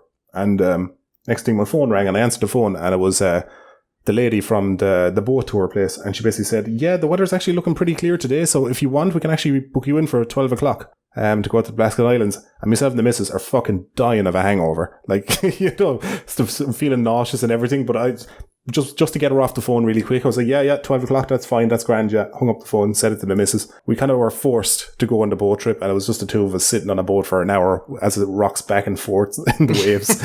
She was dying sick. But it was still fun though, I enjoyed it, yeah. But I'd say getting out of the house, that's probably one of my hobbies, but just not interacting with people. No fair. I mean, have you met most people? Yeah, I worked in retail for 15 years, so yeah, I think I actually have met most people. Yeah, why would you want to interact with them? That was my favourite thing in retail, is where somebody comes back when they have had a problem with an item. They're like, I was in here 4 weeks ago and you served me, I was having a problem with this. And they're looking at you like you're supposed to know them, and you're like looking back and going, I've served 5,000 people in that time. Yeah, it's the people who they expect you to remember them. I'm like, come on, I serve hundreds of people a day. You really expect me to remember every one of them? Yeah, it says like, unless you are a flaming arsehole that made me permanently remember you. Then I'll remember. I've forgotten you outside of that. That weirdo with a skateboard asks, where do ducks go at night? Why does a round pizza come in a square box and get cut into triangles? Have you ever seen a duck in a tree? Signed, can't answer these. I'll give it a go. So where do ducks go at night? Go clubbing, to nightclub. Why does a round pizza come in a square box? Because a square pizza wouldn't fit into a round box. And cut into triangles. I'm guessing because pizza was based off of pie, so pizza pie, and pies already get cut into triangles. And the reason why you wouldn't see a duck in a tree is because the flying spaghetti monster has designed ducks' feet to sound adorable on flat wooded surfaces and tiles. And they're not very good for gripping onto trees. Science can't answer them, but I fucking can. Question for the boaty. I'll say his name, because I keep forgetting to say people's names, and it's kind of disrespectful. Paul Burke says, question for the boaty. If trick-or-treaters come to your house at Halloween, will you answer the door to give them sweets or tell them to fuck off? I'm guessing, because of the corona. Well, nowadays I'd probably be more tempted to tell them to fuck off. Usually, corona aside, no, we'd usually, sometimes we'd open the door and give them a handful of stuff, or sometimes we'd just leave like a plastic pumpkin outside full of stuff and just be like, yeah, take some, whatever. Yeah, you're putting an awful lot of trust in them doing that. I know. We have travellers living nearby us. I suppose gypsies, is that the English equivalent? We call them either. Yeah. And what they do is they call early, typically before you have sweets or anything bought. So you'll be kind of forced to give them money or something, or at least that's how they think of it. And then they come around again later on, same people in the same outfits, same costumes, but they've swapped masks. And I remember I had one year, I had these kids, and they came to the door, and I had a load of sweets and stuff, because contrary to popular belief, I actually do enjoy certain things, and Halloween is one of them. Especially when I was a kid, I loved the atmosphere of Halloween, the kind of fucking the creepy horror nature of it all. I thought it was great. Yeah, I still think I still dress up for Halloween parties and everything. I'm a big child when it comes to Halloween. So yeah, that's not something I want to take away from kids. So yeah, I'll happily give out sweets to trick or treaters, regardless. Maybe during the pandemic is not ideal. Like if I had a choice, I'd say no, don't go door to door when there's a fucking virus on the loose. But I had these travellers and they came back in the evening, they knocked at the door. I gave them out bags of sweets, so I was just like, yeah, that's fine. And then they called again 5 minutes later, had swapped masks, and on both occasions, their mother, or at least, a parental figure, was standing at the end of my drive with them. And I opened the door, and I was just like, yeah, no, you're not getting sweets. I already gave you out sweets. They're like, no, you didn't. And I was like, you did. And I looked at the woman at the end of the drive, I was like, they're already called, I'm not giving them more sweets. And she turned around and she's like, how would you not just give them one more bag and be done with it? And I was just like, fuck's sake, this is no way to raise a fucking child if you think just thieving sweets. There's Jesus sweets that could be given other fucking kids, and you're just coming along there with that kind of fucking horrific attitude. I just didn't like the way they're like their mother, they're somebody who's supposed to be leading by example, was just giving them a fucking poor example to lead by. That's the problem, is that's how they were raised, and so they pass it on to their kids. Yeah, because they think it's fair, basically. But I used to like speaking of trust, for like when I was working in a restaurant once, it was Mother's Day, and so the manager at the time put like a big box of like chocolates by my host, because I used to host in the restaurant, but on my host desk, and I was supposed to give them one to each like mother that came in. And then you had a woman come in, and she wanted a table for like 35 people on Mothering Sunday, having not booked or anything. So it's just like, oh, for fuck's sake. So she and her entire extended family, all like 35 of them, waited in the restaurant waiting area, taking up the whole space, while we waited for enough tables to be clear. By the way, she came in just as the restaurant had filled up. So we had to wait ages until we had enough tables to put together to put them all down there. And whenever I wasn't looking, she'd put her hand in that fucking pot and take big handfuls of those chocolates until I noticed, and we had to take them away. And it's just like, really? Yeah, it's pure fucking disrespect is what that is. Yeah, it's just taking a piss. Yeah. I remember like a friend of mine told me that he haggles in shops. And I got really annoyed by that. Yeah, that was my reaction as well. It's like, oh, don't be one of them. It's not a fucking Nigerian market. These are shops. Go in, you see the price, you buy them for that. Yeah. It's like, I remember I had somebody ordered like £60 worth of takeaway, and he was arguing with the manager because the manager wouldn't give him a discount. And he was adamant, this guy was adamant, like, oh, I spent 60 quid, you should give me a discount. And the manager was like, no. We had to, had that why are you entitled to yeah, well, what entitles you to that? Some people, you know. Did you not get, goods in exchange for money? Like, this is how this works. Yeah. You don't haggle when you go shopping. Like, that's not how it works. I had a kid come up to me when I was working in a video store before, and he had a DVD he wanted to buy, but the box was broken, and he clearly fucking broke it himself. And he put it up on the counter, and it was like €5. And he was like, I'll give you €2 for that because the box is broken. And I didn't even say that to him. I took the box off and pulled out the paper sleeve and put it into a fresh box. Put it back up in the counter. It was like €5. And he just walked away. I was like, yeah, fuck off. But some people will try anything, you know? Yeah. We had that in CEX the whole time where somebody like, I spent €200 in here last week. And you're like, it's like, this is an electronics shop. The cheapest shit you can buy in here is probably about 200 quid. Dahi asks, what type of person were you in... He says primary school, but I'll just say school in general. Were you a person who pulled their pants down to take a piss? I'm sorry, what? What's the question? I think he's referring to like primary school. He says, what type of person were you in primary school? Were you the person who pulled down their pants the whole way to take a piss? I wasn't that kind of person. Although I did once. It's funny, when I must have been about 4 or 5 years old, my primary school had like a field attached to it there was like a short passage you could go down, and then there was a field we could play in. And one time I didn't want to walk back up to the school to take a piss, so I just went into a corner of the hedge and just whipped it out and pissed. And some little bastard ratted on me, and I got in trouble with the teacher. Bastard. Because apparently that's not acceptable behaviour. That's like the one and only advantage of being a man. Yeah, why not take advantage of it? But yeah. I didn't want to waste part of my precious lunch break walking all the way back up to the school. Yeah, and the same teacher wouldn't let you out to the toilet then because they were like, did you not go with your break? I was like, I fucking tried to, but I got ratted out to the feds. I definitely, like when I was younger, I definitely pissed with my pants around my ankles. Like it was years before I realised I could actually pull them up.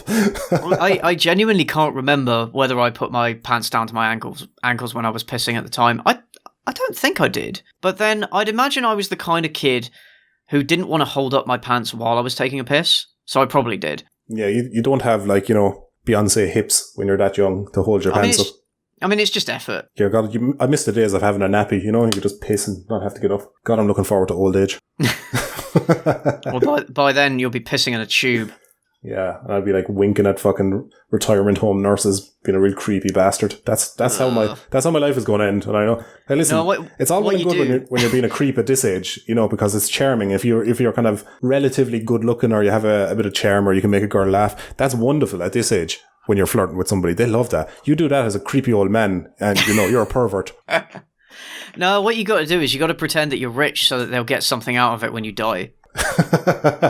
Oh yeah, sure. Oh yeah, sure. I'll sign away half my will to you. Joke's on you. I was worth £50. The best you could hope for at that age is like, a sad hand job that results in what could only be described as a burst of talc instead of ejaculate. I think you mean a trickle of talc. Yeah, it's like somebody slapped the end of a bottle of fucking baby powder. Probably tastes about the same too. Yeah, it's like the cinnamon challenge. Give a blowjob. Oh.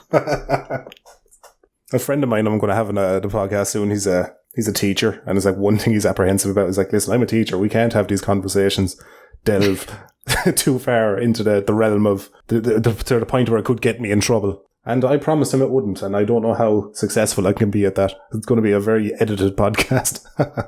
Yeah, fair. You always got to be careful. Like I've seen teachers get sacked because their phones get hacked and their nudes get leaked, but then they get sacked. Yeah, their private information has been fucked up. Put to the public, and they're getting done for it. Yeah, that's not right. That's not right. Yeah, but yeah, you got to be careful online. One story I read was fucking hilarious. This was a female police officer, and it turned out she used to be a dominatrix for hire. Nice. I was just like, that is my dream woman right there. Like, no. So what's the problem? Yeah, I think the problem was there was like videos of it and shit online, and I think she got sacked because of it. But then there was like pushback. Oh, fair. But so what? And that's like, I guess I could understand. Like, maybe you wouldn't want your little kids to be taught by somebody that has an OnlyFans account, for example. Yeah. I can see the apprehension there, but like in this case, so what? If anything, it would make her better at her job. Yeah, like fucking would certainly make a lot of fellas more compliant. She understands the importance of consent and the proper application of force, unlike most cops. Yeah, you've given this more thought than I have. I think if more cops were former dominatrixes, I think more people would be willing to comply. Put your hands on the car and spread your legs, and you're like, ooh. What are you doing with that truncheon, miss? It's like, I get the handcuffs, but what's with the latex gloves? It's like, we're going in, we're checking your prison pocket. I see the story of somebody like had an entire gun up their arse that they smuggled into prison. Wow, that's actually quite impressive. Like, even a tiny gun is impressive. It's just but so this was awkward. it was a small pistol or revolver, but it wasn't like one of the miniature ones you'd keep in your sock. It was like just a smaller like a slightly smaller than an M911 or something like that. Can you imagine if that went off?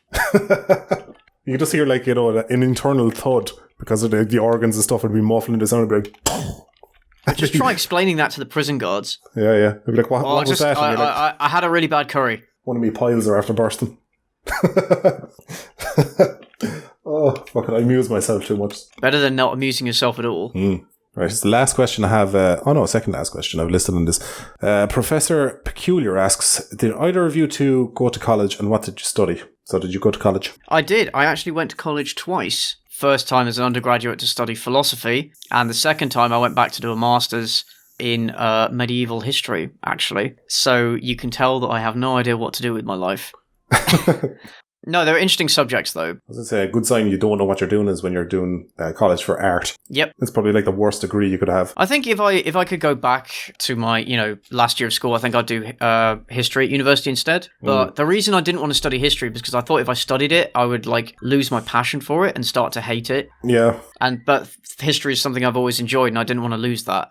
And it sounds kind of dumb now. Maybe I should have just taken that risk. It is kind of what happened with philosophy, though. I kind of got sick of it, and I've not read a philosophy book since. Yeah, you kind of exhaust your brain from thinking about certain things. Especially a subject like that, where it is very much about introspection and overthinking and overanalyzing because each thing you say has to be justified by something else, which is kind of unfair because some of the greatest philosophers that have ever lived basically made shit up and then just made up a bunch of arguments to support it. Yeah. But no, when you're writing a philosophy essay, everything has to be justified. There's a phrase for that's called bollocksology. Well, I mean, a lot of when you study it, you learn how much of it is actually complete bollocks. But they'll go, well, it's logically consistent. It doesn't matter if it's logically consistent if it's just total horseshit. And anything can sound plausible if you throw enough bullshit words at it. I like fucking when it came to history and stuff like that. I hated school. When I was in school, I despised it. And like history is something I only enjoyed like my first and second year there when we were learning about like the Bronze Age, medieval history, stuff like that. But then when I got into like Irish history and stuff, I really lost any interest in it. And the same would go for like kind of philosophy. It wasn't something we studied, but it was like an extension of an English class and that. Yeah, sure. But once I left school and the years following or the years after school, like history in general is something I got really big into. You know, the kind of documentaries, everything. I just found it unbelievably fascinating, and it just made me realize that your teacher really kind of defines how interested. Oh, exactly. Yeah, a good teacher. The teacher makes all the difference between whether you love or hate history, I think. Same with a lot of subjects. Interesting interesting that you weren't interested in Irish history. Yeah, I don't know why. I think it's just because I have a massive or a lack of interest in politics because I just find like any discussion in politics is just it ends up toxic and horrible. Yeah, and I guess a lot of Irish history revolves around that. Yeah, and that's kind of what happened was once I got into third year, I started talking about Irish history, and it was all about like, you know, how the British invaded Ireland and all that, which, you know, a lot of Irish people are very passionate about, but I'm not particularly one of them. It's probably the worst thing about like my server on Discord as well is like so many like 12 and 13 year olds whose names are IRA and, you know, up the Ra and all this kind of stuff. But my favorite night was when we were on Discord, and there was a guy called IRA John or whatever his screen name was, clearly a kid, like he was about no more than 14. Yeah. And there was a load of people sharing their screens, and there was actually a black guy in the call. And this Irish lad turns around and goes, "Oh, can we put on the song Camouchi Black and Tans?" And then hesitated immediately. You could hear it in his voice and went, "Oh no, wait, is that song racist?" And I'm like, "You fucking idiot."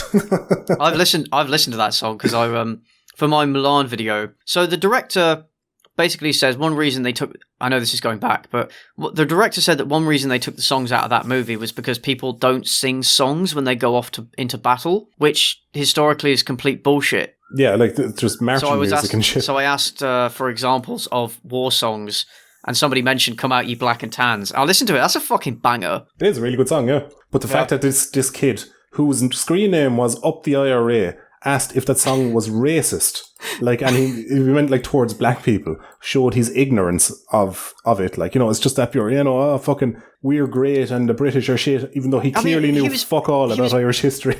He was probably going, well, it's got the words black and tan. That's exactly what it was, yeah. He'd no idea it was just a reference to the colour of the uniform. What, did he think the song was about black people? He had no idea. See, that's what made me laugh. Yeah. It was just, I nearly fucking died. Like, I nearly done myself an injury laughing. I was like, oh my God. It's like your screen name is IRA and you're asking if the Black and Tan song is racist. Oh, people do that shit all the time, though. You know, people do that patriotic stuff all the time, even when they don't understand everything behind it. They do. Like, I find myself guilty of being patriotic at weird things at times. Like, you know, it's that kind of, well, at the end of the day, it's my family, you know. I can take the piss out of them and I can get annoyed if other people do. Yeah. Yeah, fair. But like, you know, it's every culture and every nationality has their own shortcomings, and you know, what's the word for like high stool fucking patriots? You know, so you've got some screaming kids running around in the background. Are they part of your server, Ducky? No, they're the ones in the basement. Oh, they never stop screaming to get out. And I'm like, no, the world doesn't need any more kids. Are they the ones you experiment on? No, see what it is, I'm still drawing the dole at the same time and drawing some children's allowance. So they're just there in case they do a house check. See, I thought you said you weren't a Minecraft YouTuber. Like, yes, Mr. Ducky, you said you've down on this on your dole. It says you have 15 kids and you're getting paid for them. It's like, yeah, they're just down here. I'll just go back to that question as well. I did college for a year. I did film school, but it wasn't as exciting as it sounds because me and my mates were doing short films and stuff before that. We'd already had developed a passion for making films before that, and that's what encouraged us to do it. And by the time we started the course, we had already learned more on our own than what the course could offer us. It was particularly noticeable when I was doing editing. For those of you who know the college, it's St. John's College in Cork here in Ireland. But I remember we were doing the editing class and the teacher gave us like an editing problem. And it's like, right, here's some video, here's some audio. How would you fix this transition or whatever? And it was me and there was one other guy in the class that had come up with a solution that even the editing teacher didn't think of, and we found it fairly basic. But a lot of it was bullshit as well. My favorite thing was like one of our first days there, and they're like, okay, so we're going to start off with color tones. So like a red color is like a warmer color, and like if you use a blue color, that's kind of a colder feeling. And I'm like, yeah, look, I have a hot and cold tap at home. I kind of got the gist of this. Like, is this how fucking rudimentary we're starting? Well, you got to start at the lowest level. That's that was the worst thing. But it was like the course was designed for people who had no clue about films, who hadn't even seen one, you know. And it was like it was insultingly basic, is what I found. But like you do make friends there, and they have like you have a lot in common. But if a lot of you like films and stuff, so I'd encourage that for like connections. But I'd say you'd learn more on your own in a couple of weeks on YouTube than what you would a year in film school. I mean, it's like a lot of things. You learn more from watching some Indian guy's tutorials on YouTube in 360p than you do from reading your school textbook. Yeah, geez, if it wasn't for Indian guys making YouTube videos, I would have so many problems with my computer I'd never know how to fix. Those guys are fucking geniuses. Yeah, just don't trust them if they phone your house. I was just going to say, I'm happy to hear them when I'm on a YouTube video, but I'm annoyed to hear them when I'm making a call to my internet service provider. Which is fair. Yeah, because there's always like really broken English. Like it's great when you're just listening to them, but when you actually have to have a conversation with them, it's infuriating. Right, the last question I've listed here, and then we can just shy talk for a bit, I suppose, what is both of your most insane, high octane, anxiety fueled moment? Ever been close to death, etc. Have you ever had a moment in your life where you've just been pumped full of adrenaline for whatever reason? I'm actually pretty boring. But there are a couple of moments. Probably the most exhilarating one was when I crowd surfed at Download Music Festival during Slipknot's set. Oh, you fucking fanny magnet out there, fucking crowd surfing. They were It was during their. It was actually my first time seeing them live, and it was my first ever music festival. And I thought, fuck it. So I went back a bit and I crowd surfed through this crowd that was like 70,000 people, and it was fucking great until I got thrown into a circle pit. Thrown into a what? Narrowly avoided death. But yeah, no, it's fun. Lost my phone, but fortunately somebody found it and started ringing my contacts. Oh, that was nice. Some of whom were at the festival, like with me, so I went and got it back from them. So that was nice. Wow. There was another time when I almost stepped in front of a boss because I was looking the wrong way. So that was probably my near-death experience. Huh. There's also a time, the time I remember like most shitting myself, like within memory, is when I was in LA for VidCon. I was staying at a friend's flat in Culver City, and I took an Uber up to the Hollywood Walk of Fame because I wanted to see that area. It's a dive, by the way. It's not, don't bother. So I went up there, and then I was like, because I didn't have any mobile data, so I couldn't phone another Uber, so I was like, oh shit, what should I do? So I got a metro all the way down to Culver City, but then when I got off of Culver City, I found myself in the middle of nowhere with no data, so I was like, oh fuck, and it was dark, by the way, at this point, so I was like, oh fuck, I'm gonna get fucking mugged, fuck, literally in the middle of an alien's, and I didn't know where my friend's house was. I had the data, like, in Uber, but, like, I didn't have the maps, so I couldn't, like, walk to his house or anything. I had no idea where it was, I just knew it was around there. Yeah. But eventually, I stumbled across a Taco Bell, stole some of their Wi-Fi, phoned an Uber, and got the fuck out of there. You say, was it rough, like, kind of just seedy people hanging around and that? Yeah, so for, like, those, like, 10 minutes just looking around being like, like, it was kind of scary, but it was entirely my own fault. Yeah. Because I hadn't bought an American SIM card. Yeah. Because I thought I would get by on just Wi-Fi. But now I know. How did you find the American VidCon? Because that's something I was kind of... good. I'm at a size now where I could actually, go to a VidCon and, maybe recognise... Well, obviously, with the day I do a face reveal, but... Yeah. I recognise your voice. Have that fan interact. Yeah, I'll just walk around talking to myself and see if people just jump out of the crowd. Well, that's what a few of them did. Internet Historian did that, for example. He went as a he didn't buy the creator badge. He just bought the cheap community badge. But like the convention itself is kind of wank. Like it's for the fans. It's for aspiring YouTubers. It's very much commercialized and. Yeah. If you were if you want to be a makeup channel or something, it's fine. I just went to the parties. So a bunch of YouTubers had rented a house, an Airbnb that was next to the convention center. So 4 nights of the week, I was there partying until like 4 a.m.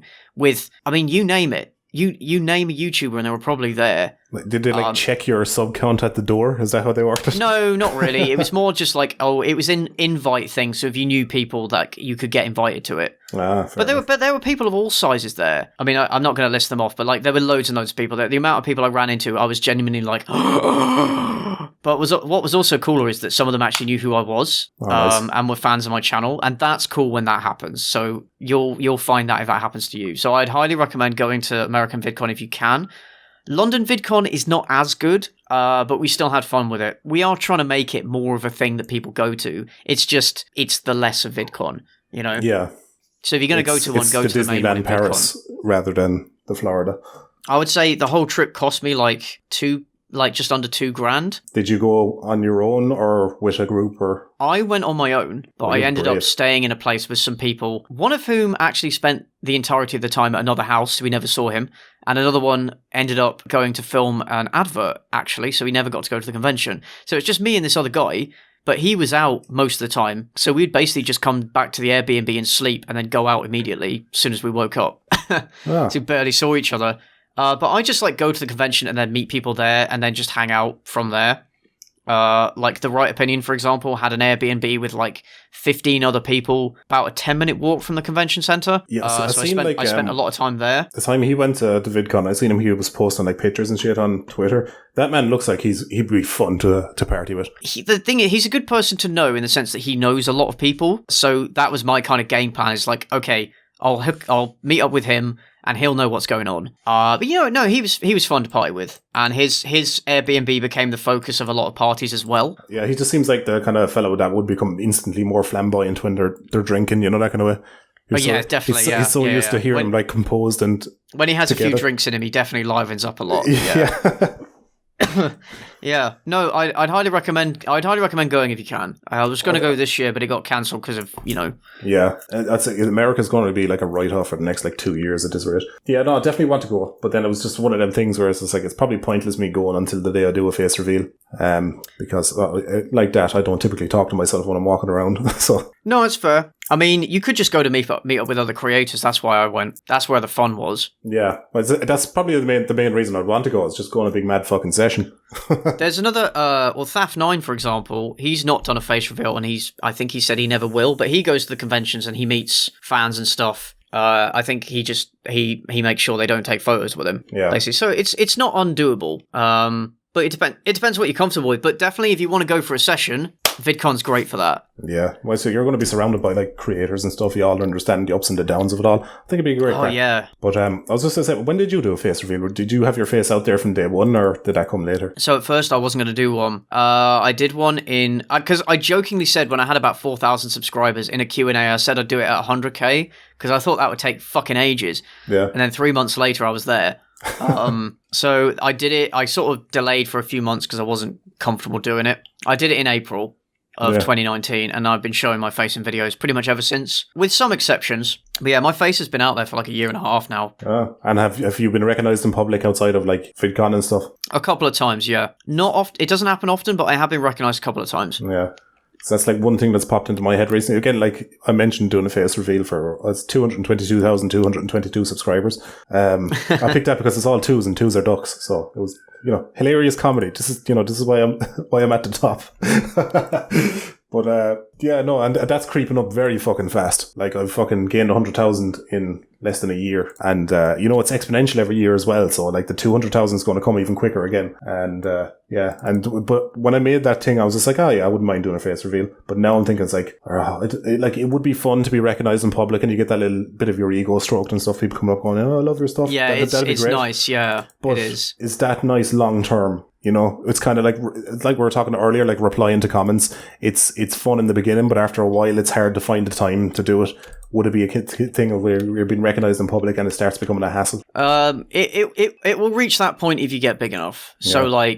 So but I think you have to be really huge on YouTube for that to happen. So Jacksepticeye or PewDiePie, for example, will get recognized if they go out in public. But I don't think, even if we had 1 million subscribers, I don't think if we went out in public, we'd get recognized much. Yeah, I suppose the YouTube fame is not the same as regular fame. It's not the same because it's spread all over the world. That's the thing. And you're not very likely to run into people who are fans of your channel just out and about. So I would say, though, with an asterisk on that, though, like in Ireland, it's everybody's just so more fucking connected in Ireland. Maybe just a smaller country, but especially when I'm doing videos about the Actor Guide to Ireland, I feel like it would happen a lot more often over here. Maybe.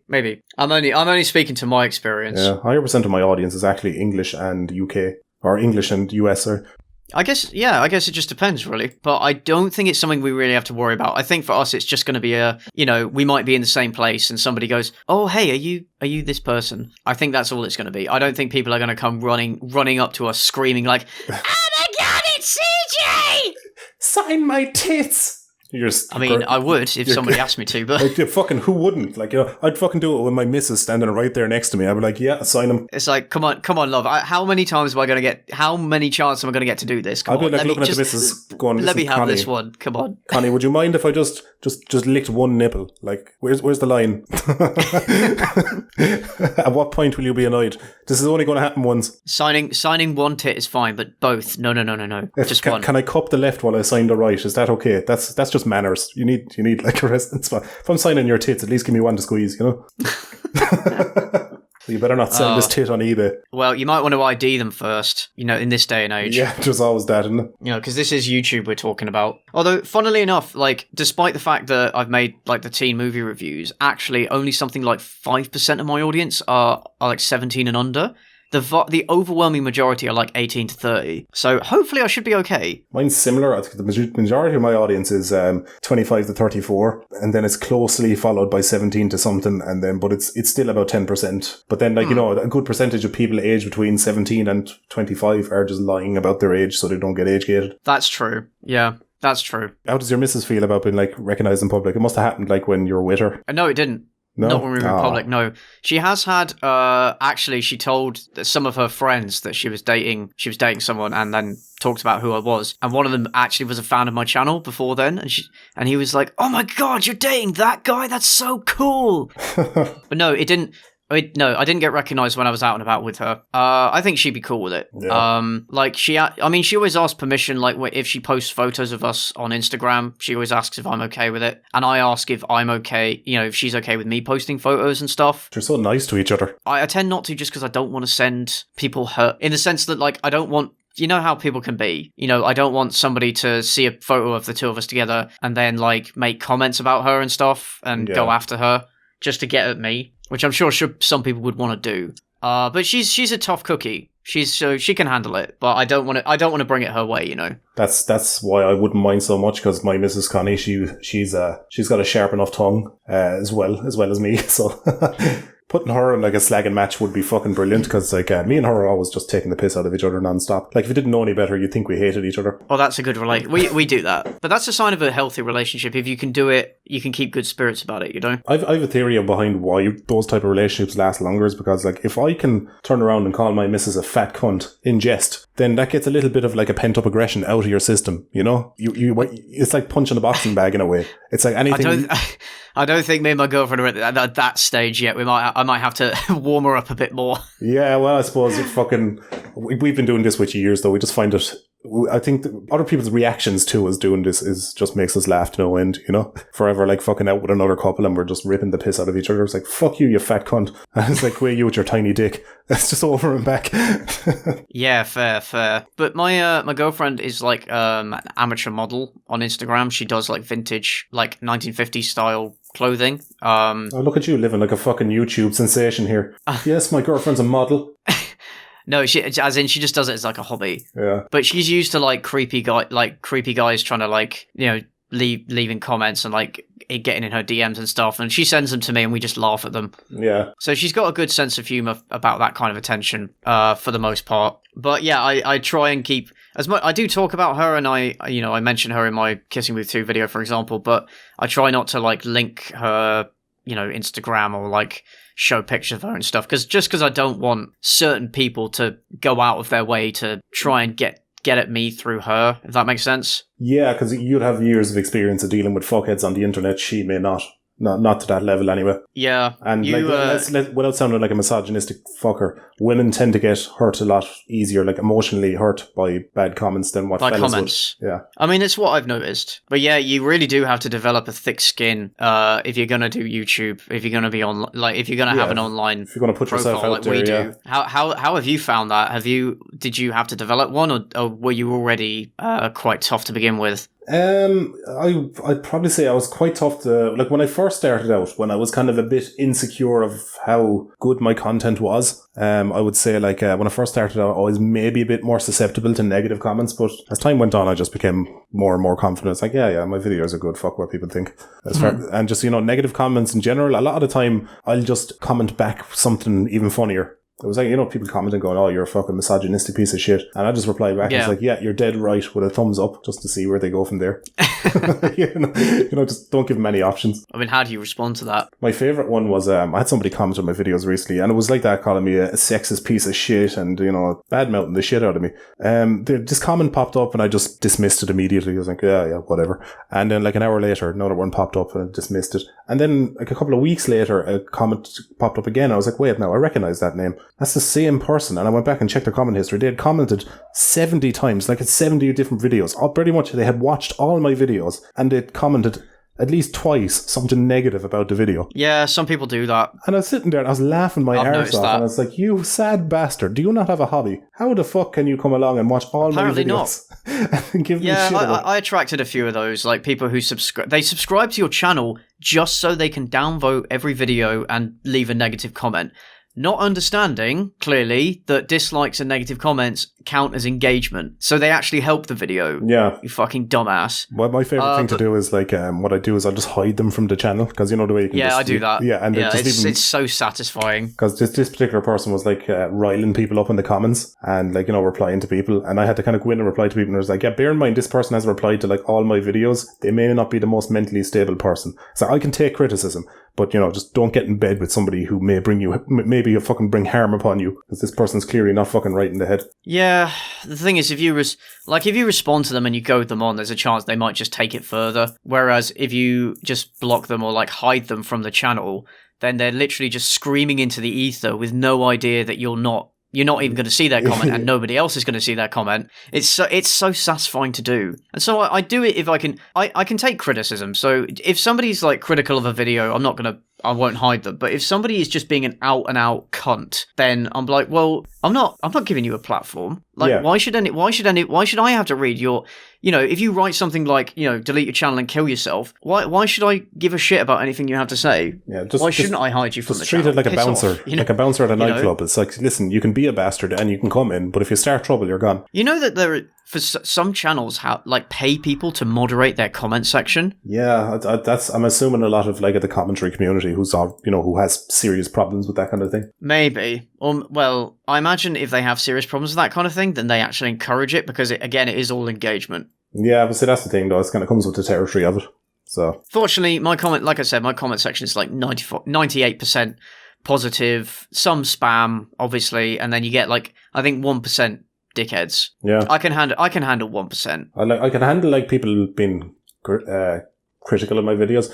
What I don't like now is when I join a Discord call and people don't flip their shit. Like, it's like, why am I putting in all this fucking effort if you're not going to fangirl over me? I think I'm going to have to introduce a rule on my Discord server where people just get banned if they don't flip out when I'm there. It still happens to me occasionally, but it's only like, it'll be if somebody's, like, just joined the Discord server and then I'm there, I hop into the chat, or they hop into the chat, whatever, and they've never interacted with me before, then they might have that fanboy, fangirl response. But because I'm in my server so often talking to people, actually it doesn't happen that much anymore. Yeah. Because people talk to me and they realise I'm just a normal dude. If I didn't do that, if I took a step back and, like, never talk with people in Discord, if I took, like, let's say the JonTron approach, and JonTron, like, never interacts with fans, as far as I understand, I may be wrong about that, but I'm pretty sure he doesn't. I bet every fan he did meet would fanboy over him. Yeah. I bet they do. And I bet if I stood... The thing is, familiarity breeds contempt, so the closer you are to your fan base, the less they start to idolize you, is what I've noticed. Yeah, I said this is why I only do, like, week or fucking once a week Discord events, because Well, it's partly because I just don't like interacting with people, but the other part then it's just like, no, I don't want to ruin the magic for you guys. Because I'm a boring fucker to talk to at the best of times when it's like late in the evening and I'm tired from doing shit. Yeah, sometimes I just don't want to talk to people, and I think that's completely fair. I also don't want to feel the pressure to entertain people for hours and hours when I'm like not making a video or not streaming. Like if I'm in a Discord call, like everybody should be talking or contributing or something. Like I don't want to have to lead the whole way, you know, because I get tired too, you know. The problem with Discord, at least my problem with it lately, or the biggest issue I have with it, is when you have like 20 and 30 people in a room at once, you end up getting like you get three kinds of people. There's the people who are like kind of very, very quiet and they're always going to get spoken over. You have people who are normal, respectful, they're few and far between, and you have the cunts that won't shut the fuck up talking for 5 seconds. There's just some guys that just seriously just natter on and natter on and natter on and don't give people enough time to ask questions. Right? Absolutely no social fucking skill at all. It's just fucking screaming into a mic, and it's become so irritating. And then you're kind of riding that line of like, I don't want to be an asshole and kick them from the call, but they're giving me very limited options. They're dominating. Yeah, and if I kind of call them out on it, then I'm going to be perceived as an asshole, and I don't kind of want to, I don't want to upset them. It's painful sometimes. Well, that's the thing with interacting with a fan base, is that you then have to learn all these skills about how to deal with people. Because I don't know if it's the same in your server, but like I've noticed that a big proportion of my fans, in a way that I've not really encountered in real life, are on the spectrum. Oh yeah, I've a lot of autistic people in my server. Or they have some kind of like mental illness or something. And this is all quite new to me, and it's different. And it's like, you know, now I have to learn how to interact with these people, and apparently I have to always be on my toes. You know, I have to always be doing the right thing, and I have to always be nice, or I'm going to be seen as the asshole. Yeah. And then people are going to be like, oh, he's an asshole to his fans. It's like, look, I'm not an asshole. I just don't like being asked the same question over and over and over and over again that I've already answered. I don't like people, like if we're having a conversation about something, I don't like somebody interrupting the conversation to talk about something, or like ask me something completely unrelated and break the flow of the conversation. That I don't like. No, I absolutely get that. And a lot of people won't realize that, but that's something I can vouch for. It's not even that there's like a lot of autistic people in Discord or that. I think it's just because, given their condition, there's a lot of kind of social etiquette you have to kind of give up, surrender when you're talking to them, because it's relentless. And again, like yourself, I don't have the social skills or the training to know how to deal correctly with somebody who's on the spectrum. And it's very difficult to interact with your fans when you got one or two people, asking unrelated questions, telling you about like their Call of Duty game they had yesterday that's, again, not related to anything at all. It's not even a question. And it's just... And I find myself, and I know I shouldn't be, I'm trying not to be a bastard, but I find myself getting so annoyed at their parents that I'm just like, you should be taking care of your child properly and not just pawning them off on Discord and hope somebody else will fucking keep them occupied while you do your own thing. Like, you know, that's not how you take care of some, like, you know, I'm obviously nobody who should be shouting about it, but I feel like that's not the correct way you take care of somebody who's on a spectrum. Yeah, you don't shout at them or anything, but it can be really exhausting. Yeah. You know, if it's just interacting with people in general is really exhausting, but then interacting with a bunch of different people that you've never really, or different types of people that you've never really interacted with before, and you then kind of have to kind of learn the nuances of it all. It's really tiring, you know? It is exhausting, yeah. Like, I do my Discord events for like 2 hours and I'm fucking wrecked. I don't know how you do live streams. I keep thinking about doing live streams, and then I'm just like, I don't think I have enough energy for that enthusiasm to maintain it the whole way throughout. It definitely depends what mood I'm in. I do like live streaming, but it can be very exhausting. So a weird thing that puts me off live streaming is reading things out on the spot. It's such a weird thing, but I like suffered from that thing back in school, you know, and like you're reading a book in class and the teacher goes, right, you read the next paragraph, and you fucking panic and immediately forget how to read. Yeah. That's me. So I'm like, the thing went into the hole. You know, just like tripping over everything. If I read it in my head, I'll get it, but then, you know, you'll have people who are like commenting and donating and stuff, and you're like, okay, I have to read their comment as a thanks, but I'm going to butcher it. I like reading people's comments. I like people contributing to everything, like to what's going on and asking me questions stuff. But it depends what it is. Like, it's when people ask, like I said, the same question over and over and over again, or if I'm in the middle of a really intense part of a game and I need to concentrate, but people are asking questions and they're getting annoyed when I don't answer their questions. First of all, don't get annoyed when a streamer doesn't answer your question, all right? Just don't do that. Don't, you know, you're not entitled to that. Yeah. But it's just like, look, come on, sometimes I need to focus on the game. Like, if I'm playing it, I need to focus on getting through this section. Sometimes I don't see every question. I do try and answer a lot of questions on my live stream, but sometimes I just don't want to answer them because I've answered them before. Especially if somebody, like, spams the same question over and over and over again. Then I just go, well, no, I'm not going to answer that. Yeah. Okay. It's like my thing of, like, replying to comments and videos. I refuse to comment under anybody who's commented first. Yeah, it's such a lame comment. Like, nobody cares. Yeah, it bugs me. What I did before in a video, and it really pissed somebody off, was before I published it, I commented on my video and I wrote first. So nice. when the video came out, somebody went to comment first and it was already there. They're like, you fucking son of a bitch. It's like, yes. But yeah, it's streaming and making videos are completely different ball games. I do like streaming, but I don't know if I couldn't be like a full-time streamer. You stream on Twitch, is it? Yeah, Twitch. I used to stream on YouTube, but I decided it might be better to split the platforms because my YouTube audience might not like me streaming all the time. Yeah. Although I did stream on YouTube. I streamed my live reaction to Cuties. If you ever caught that film? No, I can't say I have. It's not worth it. But I sort of watched it on stream and like gave my commentary on it as I was watching it. And that was fun. Got quite a big audience. But not something I'll do regularly. Yeah, see, that's the thing. Like, if you're kind of going after your core audience, then yeah, you're probably better off streaming on YouTube rather than Twitch. Like, you're kind of getting a small percentage of your audience would only move over, you know? Yeah, it is a very small percentage that have moved over to Twitch, which does make me think sometimes, oh, fuck it, maybe I should just stream on YouTube. Yeah, if I was going to stream, I'd just stream on YouTube just because I'm so familiar with how everything works on YouTube. And Twitch is a new thing to learn then as well. And even at that, you know, it's just putting another barrier between my audience and me that I wouldn't see necessary. Yeah, I mean, different strokes for different folks. I know, like, for example, Mauler streams on, like, pretty much exclusively on YouTube, and a lot of people will watch his streams and his audience doesn't mind the fact that he streams a lot. But there are other people that I think if they were streaming a lot, their audience would get pissed off because you get a notification, you know, when you're subscribed to a channel, whatever, and you think, oh, it's another video. Oh no, it's another live stream. Oh, it's another live stream. Yeah, oh, it's another live stream. Get a bit much. I'd say if I was doing live streams, though, I'd probably live stream once in a blue moon anyway, so like wouldn't be enough to annoy people. But if you're live streaming like 2-3 times a week or however many times you're doing it, I think it would get annoying for the YouTube audience if they kept getting notifications about streams rather than videos. Yeah. So that's why I stream on Twitch rather than YouTube nowadays. Who knows? I may end up relenting and changing my mind, crawling back to YouTube, but we'll see. How are you finding lately with demonetizing? Have you ever had much trouble with that? It varies. My last few videos have been fine. My after video got demonetized, which was kind of bullshit because I did go out of my way to censor it, and it got demonetized for like the most bullshit reason. Like the guidelines now basically state that you can't even mention sex or anything sexual now, because that's apparently grounds for demonetization. If I say these two characters go off and have sex, and then nothing else, don't go into any more details, apparently that is enough grounds for YouTube to demonetize the video. That's what I gathered from their process of demonetizing that video. Yeah, it was just for people who don't know. When YouTube demonetizes your video, they don't tell you why. You just have to make an educated guess. Sometimes they give a very vague... They never give me a reason. It's literally, I just get an email saying, you know, your video will remain fucking limited or no ads.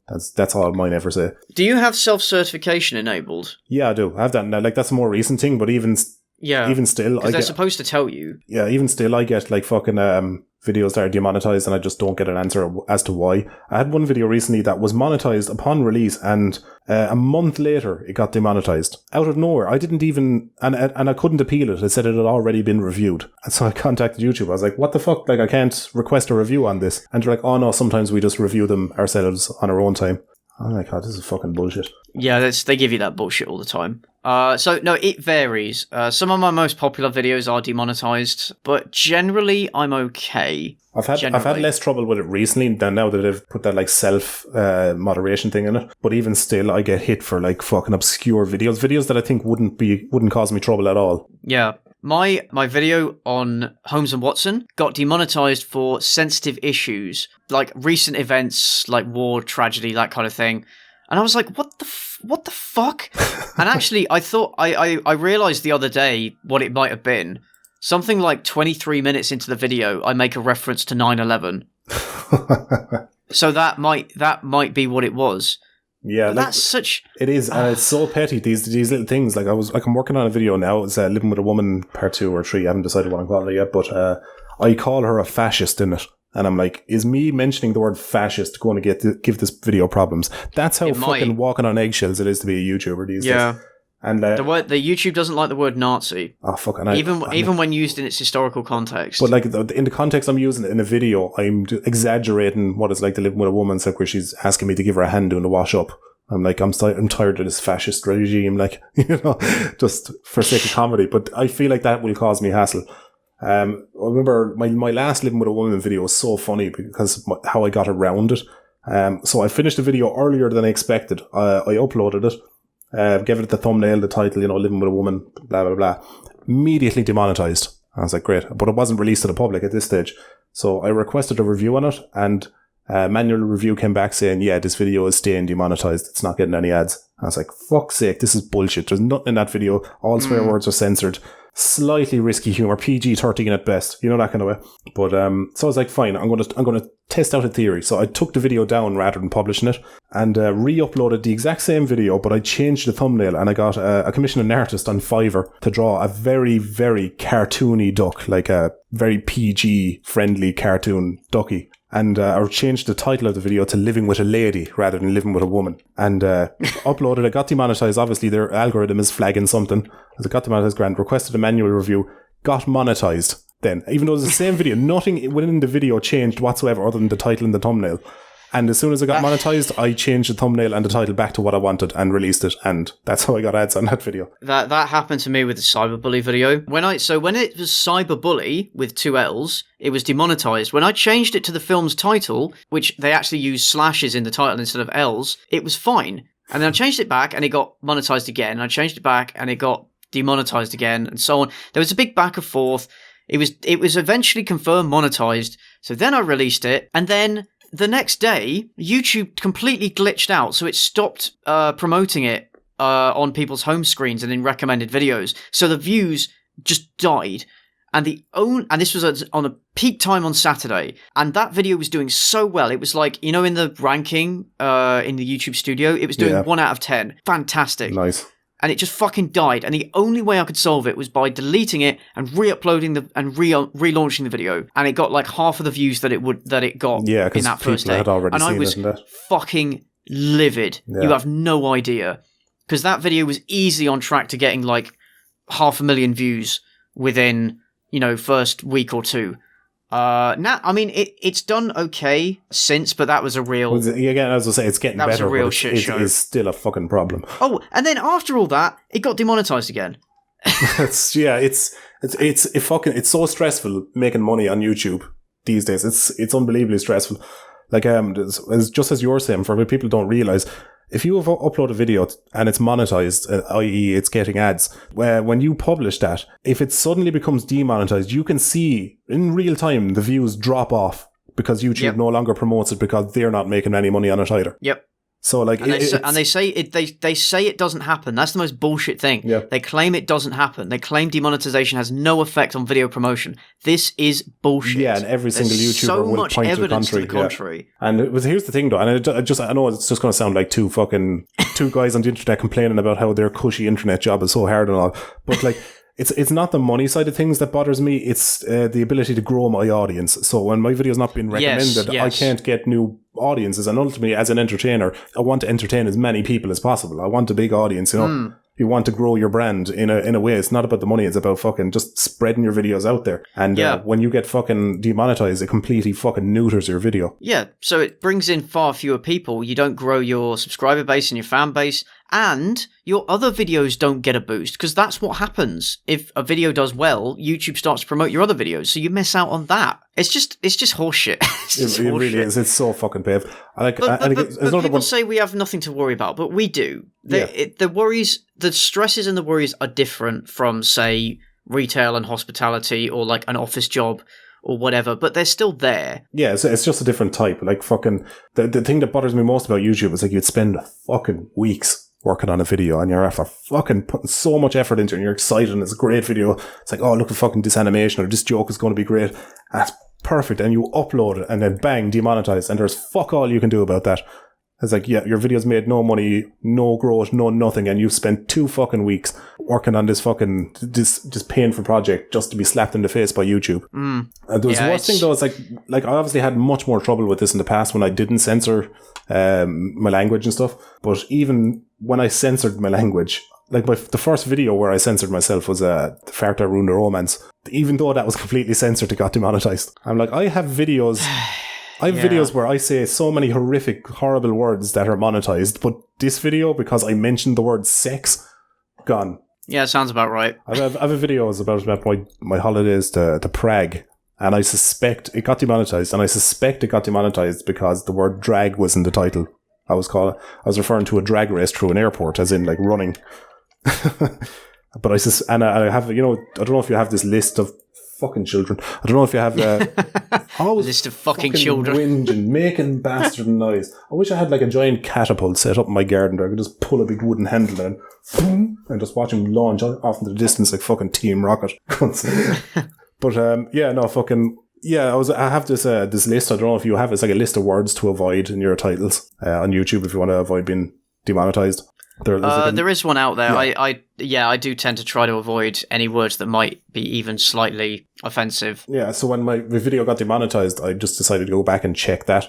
And sure enough, the word drag is on that. If you use the word drag in your title, your video is automatically demonetized. Which is really bad. Like, well, YouTube has this whole thing about, like, they support LGBT people and creators, but they demonetize any video that uses any of those words. If you use the word like lesbian or bisexual or homosexual in your titles, yeah, it's an instant demonetization. So, like, some LGBTQ plus creators have basically come up with lists of words, and they will basically link the glossary in the video, and so they substitute, like, I don't know, gay for the word, I don't know, bread or whatever, but they'll substitute all of these words in order to talk about these topics without getting demonetized, because if they even mention them, YouTube slaps the yellow $sign on them, the demonetization sign for those who don't know, because I don't know why. I guess because it's controversial. I don't know. What's the logic? The story I heard, and I don't know how true it is or that, but apparently a lot of people who work for like reviewing videos on YouTube are situated in like Middle Eastern countries where like being homosexual and gay and all that is illegal in some of them countries, you know. That's the theory, and frowned upon. So like, YouTube, of course, said that's not true, but like, yeah, at this point, like, you know, who are you going to believe? But all the evidence or YouTube. But it's so it's just their statements ring so hollow when they say they support these communities and yet refuse to allow them to make a living on their platform or like discuss their experiences and their lifestyles and blah blah blah. Yeah, like in the real world, when YouTube releases a statement, pretty much every creator on the platform just goes, "Oh, fuck you." Like, you know, it's so obviously fake, you know, it's so obviously insincere.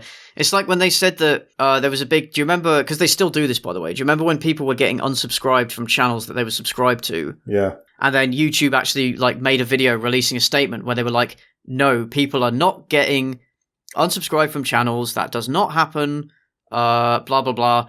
Obviously, it was all bollocks, and they got like dislike bombed, and eventually they took the video down. It's just admit the mistake and improve. You know, don't try and lie.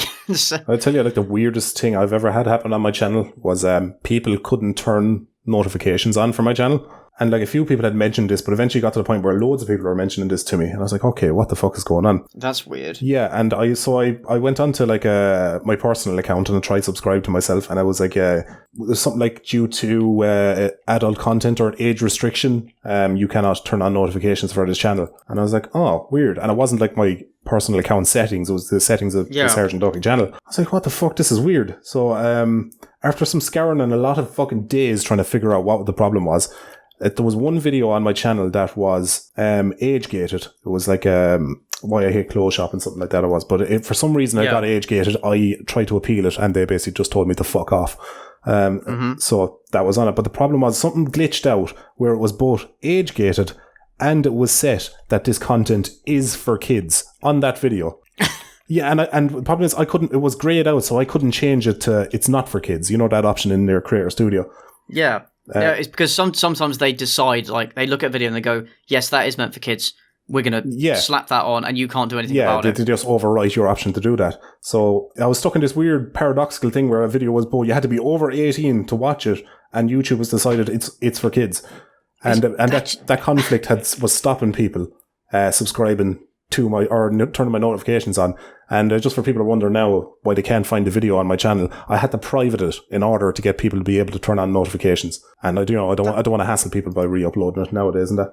That's so bizarre. Yeah, and I contacted YouTube through Twitter on this, and a bunch of fucking morons hadn't a clue what I was talking about, even though I explained it in perfect English. But yeah, I just took it down. I had to just take matters. Like, I don't like taking down videos. I like to see them stand, like, just to say, look where I came from. This is what I used to do.